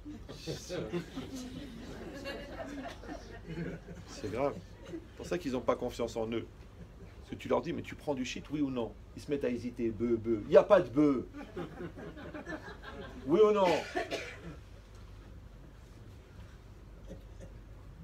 Cette logique-là, ça veut dire que tu peux apprendre à l'enfant la volonté parce qu'il a vu ta volonté. Maintenant, si l'homme, il a la bonne volonté et la femme, elle a la bonne volonté et que les deux, ils ont la bonne volonté, c'est ça le shalom, ouais. Les enfants, ils ont vu la bonne volonté, alors ils vont être de la bonne volonté. Mais si le papa, il se plaint tout le temps, la maman, elle dit, oh, elle soupire, qu'est-ce que c'est ce mariage, ouais. Les enfants, ils voient deux gens en train de se noyer dans un verre d'eau, ouais. Imagine comment ça va les encourager à devenir maître nageur. Après, tu dis, je comprends pas, ils n'ont pas de volonté, ils se lèvent pas le matin, ils travaillent pas, ils s'investissent pas, ils n'ont pas de projet, ils n'ont pas de... Mais qu'est-ce que tu leur as donné? Donc la logique, c'est quoi? C'est que le vœu, c'est la force qui est donnée à la parole. Maintenant, si nous, on était capable, à chaque fois qu'on veut parler, de réfléchir, qu'est-ce que je veux dire? Ouais. Quel message je veux faire passer? Dans quel esprit je suis? Avant de parler, est-ce que je suis dans une logique de construction, dans une logique de destruction? Est-ce que je parle pour me défouler ou je parle pour construire? Est-ce que je parle pour définir les choses ou est-ce que je parle pour me lamenter? Moi, des fois, les gens me disent, écoute, Rabbi Chetri, j'ai beaucoup souffert, j'ai besoin d'en parler. Je lui dis, écoutez, madame, vous allez parler pourquoi? Vous allez parler pour extérioriser, donc aller vers la réconciliation avec vous-même, ou vous allez parler pour entretenir votre douleur, et donc vous allez être encore plus en dépression. Décidez avant de parler. Parce que quelqu'un qui a mangé quelque chose de pourri, la nature, elle est bien faite, tu vomis. C'est un truc bizarre. Tu prends, je sais pas, une tourte au saumon qui a tourné. Tu la manges. Elle fait ra, ra, gra, gra, gra, gra, gra, gra, elle sort. Tu prends un émincé de chambre à air. Tu le manges, tu vomis pas. C'est bizarre, non? C'est-à-dire que la chambre à air est moins dangereuse que le saumon tourné. Maintenant, comment Hachem il a fait ce truc-là incroyable, que quelque chose qui est mauvais pour toi, ton corps, il le rejette? Tu sais pourquoi? Tu dis, oh, j'ai un truc sur l'estomac. Ouais. Alors si quand tu as un truc sur l'estomac, tu vomis, et bien quand tu as un truc sur le cœur, tu parles. C'est pour ça qu'elle dit que la Gemara dit que la parole, c'est la moitié de la consolation. C'est pour ça qu'on a des psychologues post-traumatiques. Après un accident, après un attentat, après une souffrance, après un deuil, on fait parler les gens. Mais c'est quoi parler? Parler, c'est extérioriser. Maintenant, la douleur, elle existe, on ne va pas la nier. Le malheur est arrivé, c'est vrai. Mais tu peux garder le malheur à l'intérieur ou tu peux mettre le malheur à l'extérieur. Maintenant, le problème, c'est qu'il y a des gens qui croient que quand ils parlent de la douleur qu'ils ont envers l'autre, le fait d'en parler, c'est une forme de trahison. Parce qu'ils veulent garder la tristesse, ils veulent garder le deuil. Mais si Hachem, il pense vraiment que tu devais mourir, tu serais parti. Mais s'il a dit, l'autre, il doit mourir, et toi, tu dois rester, c'est-à-dire que toi, tu es responsable de la vie, et tu as des enfants, tu as des petits-enfants, tu as des arrière-petits-enfants, tu es responsable de la vie. Tu ne peux pas dire maintenant, la vie ne vaut plus la peine de vivre. T'en fais pas, le bon Dieu, il sait quand est-ce que c'est la date. Ouais. Et c'est pas la peine d'être président égyptien pour connaître sa date. Même si celui qui te propose la paix, il est qu'à son début. Au begin. C'est de l'anglais. C'est pas grave, ça passe aussi. Ça passe. Ou ça. Donc qu'est-ce qui est marqué ici? Ici, c'est marqué que la personne, oui, en parlant, elle va exister. En parlant, elle va se soigner. En parlant, elle va réaliser. En parlant, elle va prier. En parlant, elle va faire le vœu. Maintenant, pourquoi est-ce que la parole, elle a tellement de force? Vous avez compris maintenant pourquoi? Parce qu'on a dit que cette énergie qui vient de l'âme, en fait, c'est Hachem. C'est l'énergie de Dieu. Et Dieu, il a créé le monde par la parole. Donc, quand moi, je vais prendre ma volonté et je vais la mettre dans quelque chose, c'est comme si j'ai vendu 50% des parts de ma société au bon Dieu. C'est pour ça que quand tu ne veux pas quelque chose, ça ne marche pas. Tu te dis, mais est-ce que tu veux vraiment? Est-ce que tu veux sauver ton couple? Est-ce que tu veux ce business? Est-ce que tu veux devenir Tamid Chacham? Toi, tu dis, j'aimerais bien, ça me ferait plaisir, je le souhaite ardemment. Pourquoi pas? Si ça se faisait, ça serait bien. Vas-y que je te pousse. Donnez-moi les moyens. Encouragez-moi. Mais tu es un Allah, tu es un boulet. Tu es un bête agvarot vivant. Pourquoi on l'appelle Beth Haïm? Parce qu'il y a des gens, tu les rencontres, tu dis, on dirait une pierre tombale. Et en béton, même pas en marbre. D'ailleurs, à chaque fois que tu lui parles d'un projet, il te dit, laisse béton.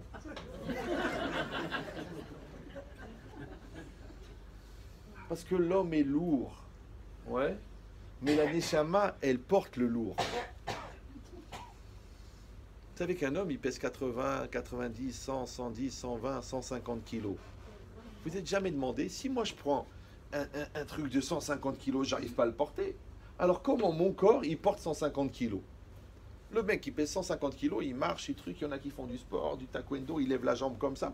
Tu dis, il est d'une souplesse, tu dis, on dirait pas qu'il pèse 150 kilos. Pourtant, il porte 150 kilos. Dis-moi, qui c'est qui porte? Tu dis, ben c'est son corps. Quel corps? Ah, tu dis, c'est squelette. Quel squelette? Ah, tu dis, c'est ses muscles. Quels muscles? Tu vas dire, alors, c'est quoi? Ben regarde, c'est très simple. Quand quelqu'un meurt, l'Oraleno, ouais, ses muscles, ils sont là. Son squelette, il est là. Son cerveau, il est là. Alors tu lui dis, alors Maurice, lève-toi. Il se lève pas. Il faut voir les morts, comment ils sont figés. Tu dis, arrête ton baratin, allez, lève-toi. Il est encore chaud. Il vient de fermer les yeux. Tu lui dis, lève-toi, allez, allez. Arrête, arrête. Il se lève pas. Il se lève pas. Il se lève pas. Tu sais pourquoi? Il est mort. Il est mort. Son deuxième prénom, c'était le soleil. Oui. De là l'expression, il est mort.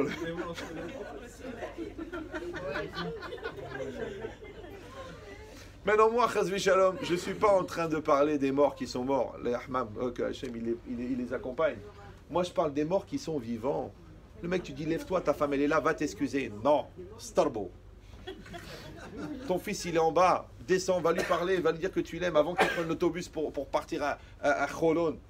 Tu dis, non, c'est pas à moi de descendre. C'est pas à moi, c'est à lui de faire le premier pas. Mais il est au bord d'un ravin, tu veux qu'il fasse le premier pas?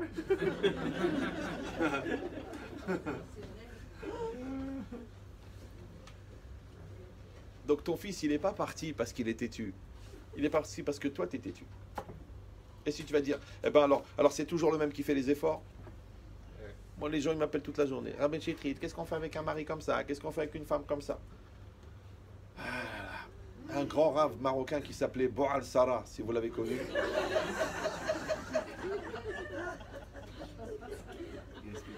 Le père de la souffrance. Boal Sarah.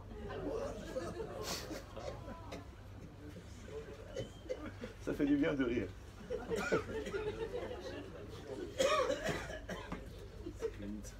Alors, quand la personne, elle me pose la question, elle me dit, il est comme ça, il a des tics, il est psychorigide, elle est méchante, elle est tordue, elle a peur, elle est angoissée, elle est complexée. J'ai toujours la même réponse. Je pose la même question. Je demande, est-ce que la personne, elle ne veut pas changer ou elle ne peut pas changer. Si elle ne veut pas changer, il faut l'encourager, l'accompagner, l'inciter, lui faire du chantage émotionnel, lui mettre un pistolet dans la bouche. Il y a beaucoup de moyens. Tu lui mets dans la bouche, tu lui dis fais chez Akol. Fais chez Akol. Sinon, tu ne pourras pas faire Boréné Fachot. Malgré le nombre de pruneaux que tu vas avaler. D'accord? Mais si la personne, elle ne peut pas, d'accord, elle a été castrée mentalement par ses parents, elle n'a jamais réussi à ouvrir sa bouche, elle n'a pas été au bout de ses projets, elle n'a pas construit sa personnalité, mais elle est gentille, il est hnin, mais il est comme il est. Ouais, alors là, celui-là, tu dois l'aimer comme il est. Parce que quand tu exiges de quelqu'un de devenir ce qu'il ne peut pas devenir, c'est toi le monstre, c'est pas l'autre. Vous me suivez ou non? Mais quand tu exiges pas de quelqu'un de l'inciter à devenir ce qu'il peut devenir, alors là, c'est lui le monstre. Vous me suivez la différence ou non? Donc cette logique-là, ça veut dire que quand quelqu'un va faire un vœu, vous avez compris pourquoi est-ce que le vœu, il a une tellement grande puissance? Oui. Pourquoi la personne, elle va pouvoir mettre un interdit sur quelque chose? Parce que de la même manière qu'Hachem a créé le monde par la parole, de la même manière Hachem a créé la Torah par la parole. Donc il a créé l'interdit par la parole. Et comme l'homme a été fait à l'image d'Hachem, donc l'homme il va créer par la parole, l'homme il va développer par la parole, mais l'homme aussi il va détruire par la parole. Moi je connais des gens, ils ont détruit leur couple avec leur bouche, avec leur colère, avec leurs insultes, avec leurs mauvaises paroles, ils ont détruit. Une fois une femme elle est venue comme ça à la maison, je lui dis madame vous avez une bouche de feu.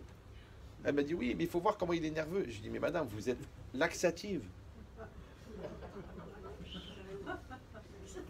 C'est-à-dire que vous générez chez les autres une capacité de transit incroyable. J'ai dit, mais attendez, mais il faut vous lancer dans la... pour soigner la constipation. Dès que vous arrivez, les gens, ils ont envie de... Même rien que quand votre nom, il apparaît sur le téléphone, les gens, ils vont aux toilettes. Elle me dit, alors quoi? Ça veut dire quoi? Vous avez un parti pris, vous êtes contre moi? Je dis, écoutez, madame, rien que votre ton déjà, votre ton. Je dis, mais vous êtes dans l'informatique? Elle me dit, pourquoi? Je dis, vous faites que des fichiers.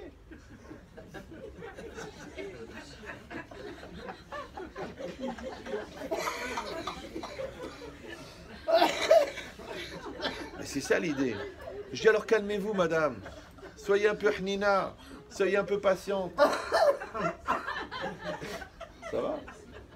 Et arrêtez de manipuler, arrêtez de croire que c'est vous la patronne, arrêtez de croire que c'est vous qui devez faire tout marcher, parce que ça marche pas, parce que finalement les gens ils vous aiment pas, après les NIA, eh ben, ils attendent d'être manipulés pour se rendre compte que vous abusez d'eux, les gens intelligents ils vous fuient parce qu'ils voient que vous voulez les utiliser, en fin de compte vous vous retrouvez seul, parce qu'il faut savoir laisser la place, il faut savoir laisser à chacun son pouvoir, il faut accepter la différence de l'autre. Une fois, j'ai fait une conférence sur le Shalom Bayit et l'éducation. Et j'ai parlé du lien entre l'amour des parents et la qualité des enfants. Il y a une femme qui est venue, nerveuse, comme ça. En tailleur, comme ça, une petite coupe, comme ça. Genre, j'ai dit, celle-là, elle est ou avocate ou patronne de clinique? Bon, elle était patronne de clinique. Elle me dit, je ne suis pas d'accord du tout avec vous. Écoutez, je suis dans le domaine de la naissance. Je suis obstétricienne spécialiste. J'ai une clinique, j'ai 120 médecins. Et c'est moi la patronne, d'accord? Une grande clinique d'accouchement à Paris, et je ne suis pas du tout d'accord avec vous quand vous dites que c'est un rapport entre le couple et les enfants. Je dis, vous n'avez pas d'enfants, vous? Elle me dit, oui, j'en ai pas. Oui, j'en ai pas. Mais genre, je dirais qu'elle avait un truc quelque part. Ouais, alors je lui ai dit, madame, je peux vous donner mon point de vue parce qu'il y a des gens qui attendent, et moi je viens de faire 2 heures de conférence, je suis un peu fatigué. Ça vous dérange si je vous la joue scannée? Elle m'a dit, allez-y. Je dis, vous étiez l'aîné, et les 2 autres, c'est des frères. Elle me dit, oui. Ils n'ont aucune personnalité. Elle me dit, c'est vrai. Vous étiez une battante, un bulldozer. Je dis en classe, vous étiez la première. Elle dit oui. En faculté de médecine, majeure promotion. Exactement. Elle me dit après, vous avez créé votre clinique après 5 ou 6 ans, vous êtes la patronne. Oui, combien de personnes m'avaient dit 120 personnes. Donc vous êtes la maman, vous êtes le patron de toute la truc. Ok. Et vous êtes très très forte de personnalité. Votre mari, il est faible. Elle me dit oui, c'est vrai, il manque de confiance en lui. J'ai dit, et quand vous avez des relations, vous ne ressentez rien. Elle m'a dit, c'est vrai. Elle m'a dit, mais vous êtes un spécialiste de la teuf. Non, ça s'appelle un prophète, d'accord? Je lui ai dit non. Je dis non, madame. Parce que le plaisir, ça vient du lâcher prise. Et vous lâchez jamais prise. Même dans le lit, vous ne lâchez pas prise. Même dans votre tête, vous ne lâchez pas prise. Même la fécondation, elle ne peut pas se faire. Parce que quand le petit spermatozoïde, il voit cet ovule qui ressemble à Terminator. Viens là, toi, viens là. Il s'en va, il a peur. Ref, Alec. Il s'en va. Alors, il n'y a pas de fécondation. C'est ça, fécond. Ça rend idiot des fois. Ouais. Alors, elle m'a dit, mais ça n'a aucun rapport, mais vous dites n'importe quoi. D'abord, est-ce que vous avez fait des études de médecine? Je dis, écoutez, madame, moi j'ai fait des études de bon sens. Elle est partie. Tu vois pas qu'elle vient un mois après un autre cours, elle me dit, je suis enceinte.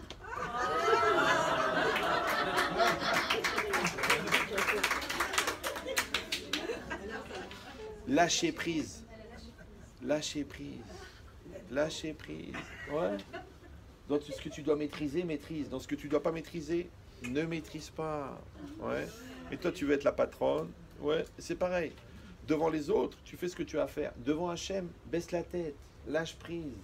D'accord? L'enfant, tu lui as dit ce qu'il faut, tu lâches prise. Tu dis non, je ne le lâche pas, je ne le lâche pas, je ne le lâche pas.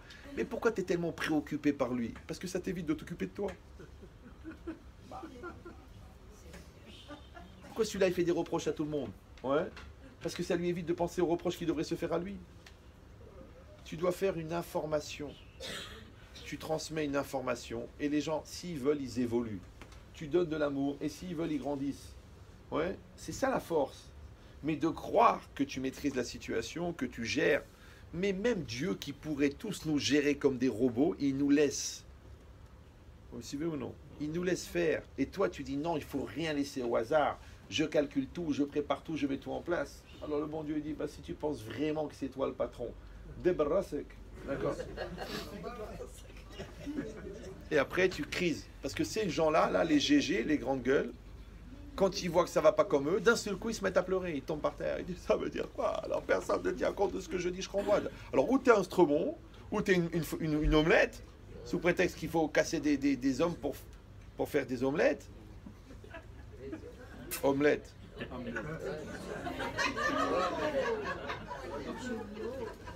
Il y a femme et femmelette aussi, mais bon. Ah ben c'est vous, hein. C'est joli, c'est joli. Ça peut se vendre. Restez calme, c'est pas grave. Je viens pas souvent, n'ayez pas peur. Donc, qu'est-ce qui est marqué? Ici c'est marqué. Ici c'est marqué une chose extraordinaire. Ici c'est marqué la force de la parole. Ouais. Par exemple, là, on a passé 1h42 ensemble. Vous avez senti 1h42, vous? Non. Non. Pourquoi? Je vous donne le secret. Parce que quand vous êtes passionné, vous êtes passionnant. Quand vous êtes passionnant, les gens sont passionnés. Quand ils sont passionnés, la passion, elle vient de l'âme. L'âme, elle est en dehors du temps. Donc, il n'y a plus de temps. Si tu n'es pas passionné, tu n'es pas passionnant. Comme tu n'es pas passionnant, les gens ne sont pas passionnés. Après, tu dis, on trouve le temps long. Ouais, pourvu qu'il s'étouffe. Un arrêt cardiaque, quelque chose de sérieux qui nous laisse partir, on n'en peut plus. C'est comme des vendeurs, des fois ils te saoulent tellement, tu achètes pour qu'ils arrêtent de parler. Tu dirais. Ouais. Ça s'appelle le prix du silence, d'accord? Au KGB. Mais cette logique-là, vous avez compris maintenant que chacun d'entre nous, il a un pouvoir extraordinaire. Et ce pouvoir, il a été mis dans sa bouche. C'est pour ça que la Torah, elle a donné des halachot. Comment parler, comment se taire, quel mot on a le droit de dire, quel mot on n'a pas le droit de dire, comment ça fonctionne le sheker, le mensonge, qu'est-ce que c'est la shonara, qu'est-ce que c'est nivoulpé, qu'est-ce que c'est motzi shemra, pourquoi il y a tellement de halachot de la parole? Mais la parole c'est rien, c'est du gargouillement, c'est rien. Maintenant, il y en a qui gargouillent de manière inaudible. Il y a des gens qui gargouillent de manière explicite, ce qu'on appelle des conférenciers, d'accord? Ouais. Mais c'est toujours des gargouillements. Non, non, non, la Torah dit c'est pas des gargouillements. Parce que la parole, elle véhicule le souffle. Le souffle, il vient de la Neshama elle est divine. Dieu, il a créé le monde avec la parole. Donc toi aussi, tu crées ton monde avec la parole. Alors, puisque tu vas créer ton monde avec la parole, alors fais un monde d'amour, fais un monde d'intelligence, fais un monde de finesse, fais un monde de Torah, au lieu de faire un monde de Lachonara, un monde de magouille, un monde de traloued. Au téléphone, tu voles toute la journée les clients. Après tu dis, il n'y a pas la bracha. Pourtant, tu n'as rien fait, tu n'as fait que parler. Vous me suivez ou non? Donc c'est cette logique-là que la Torah, elle nous parle, quand elle nous parle du neder, elle nous parle du vœu. Ouais. Parce que le vœu que tu veux. Ouais. Donc si quelqu'un il va faire attention à sa parole, eh bien sa parole, elle a de la valeur. Et si quelqu'un il fait attention à sa parole, elle a une portée. C'est pour ça que c'est marqué Misheshbo Irat Shamaim, Devarav Nishmarim. Celui qui a la crainte d'Hachem, ses paroles sont entendues. Maintenant, ne viens pas chez moi me dire, mais ma femme, elle n'est pas convaincue de mon amour, mon mari, il n'écoute pas ce que je dis, mes enfants, ils s'en fichent de ce que je raconte, les clients, ils veulent pas signer, les voisins, ils n'écoutent pas ce que je leur dis. Mais tu n'as pas la Hirat Shamaim. Comme tu n'as pas la Hirat Shamaim, tes paroles, c'est du bruit, c'est rien, c'est un pot d'échappement, c'est rien. Ouais. Donc c'est toi qui vas par la crainte, et la crainte c'est quoi? C'est l'application des halachot. En appliquant les lois, tu mets de la crainte dans ta parole. Et quand ta parole, elle contient la crainte, elle est entendue parce que c'est pour ça, rappelez-vous, à l'époque, ouais, les parents ils disaient un mot, c'était fini. Toi tu répètes 1 million de fois, le gosse, au bout de 10 ans. Pourquoi? Parce que la personne, elle ne prend pas à cœur. Alors moi, je veux finir en vous disant une phrase qui est extraordinaire. Je l'ai trouvée, je la trouve magnifique. Des fois, je m'écoute, je me dis, mais c'est incroyable. Non, c'est vrai, des fois, j'ai envie d'assister au cours, mais je ne peux pas, je suis obligé de parler. D'accord. Vous savez, des fois, les gens, tu leur dis, c'est pas bien de faire ça. Tu dis, je sais. C'est marqué dans la Torah, il te dit, je sais. Tu sais que ça va t'amener des problèmes, il te dit, je sais. Tu lui dis, mais regarde, ta femme, elle n'est pas bien, je sais. Regarde tes enfants, je sais. Regarde ton mari, il fait des efforts, arrange-toi, je sais. Maintenant, vous savez, c'est quoi le pire malheur qui peut arriver à quelqu'un que toute sa vie, il a dit, je sais?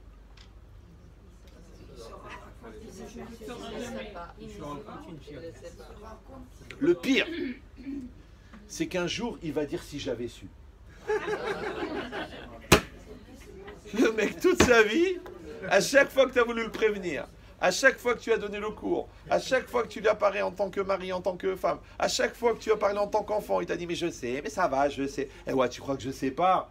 Tu crois que je suis un amarel? Tu crois que je suis un brel? Tu sais pas que mon père c'était le Rav Lechlala? Je sais, je sais, je sais. Alors pourquoi, après, tu dis, si j'avais su? Ah, si j'avais su!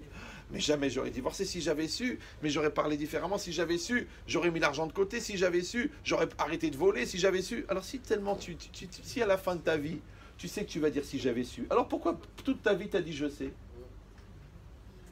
Alors moi je vous donne la clé, après je vous laisse tranquille. Ne dis pas je sais. Ne dis pas. Non, c'est pas pour ça. Non, restez calme. Non, c'est parce que tant que tu ne vis pas ce que tu penses, ne dis pas je sais. Si tu es incohérent entre ce que tu sais et ce que tu fais, dis je ne sais pas.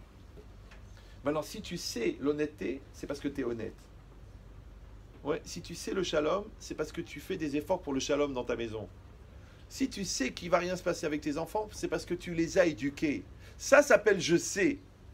Mais si tu fais rien, et quand on te dit écoute, il y a des efforts à fournir, tu dis je sais, c'est-à-dire que tu te caches derrière soi-disant la connaissance pour éviter de faire les efforts. Ce qui est une maladie goy qui s'appelle la culture.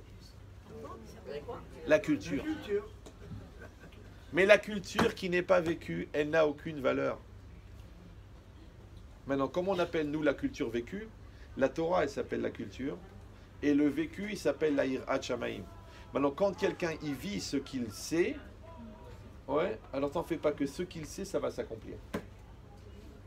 Mais si quelqu'un ne vit pas ce qu'il sait, mais qu'il est en décalage entre ce qu'il dit et ce qu'il fait, entre ce qu'il fait et ce qu'il pense, entre ce qu'il dit et ce qu'il pense, et entre ce qu'il pense et ce qu'il pense, qui ne s'étonne pas que dans tous ces décalages, le Satan, il a trouvé sa place pour lui éviter de réussir. Chazak ou Baruch. Bon. Alors, j'ai deux choses à vous dire.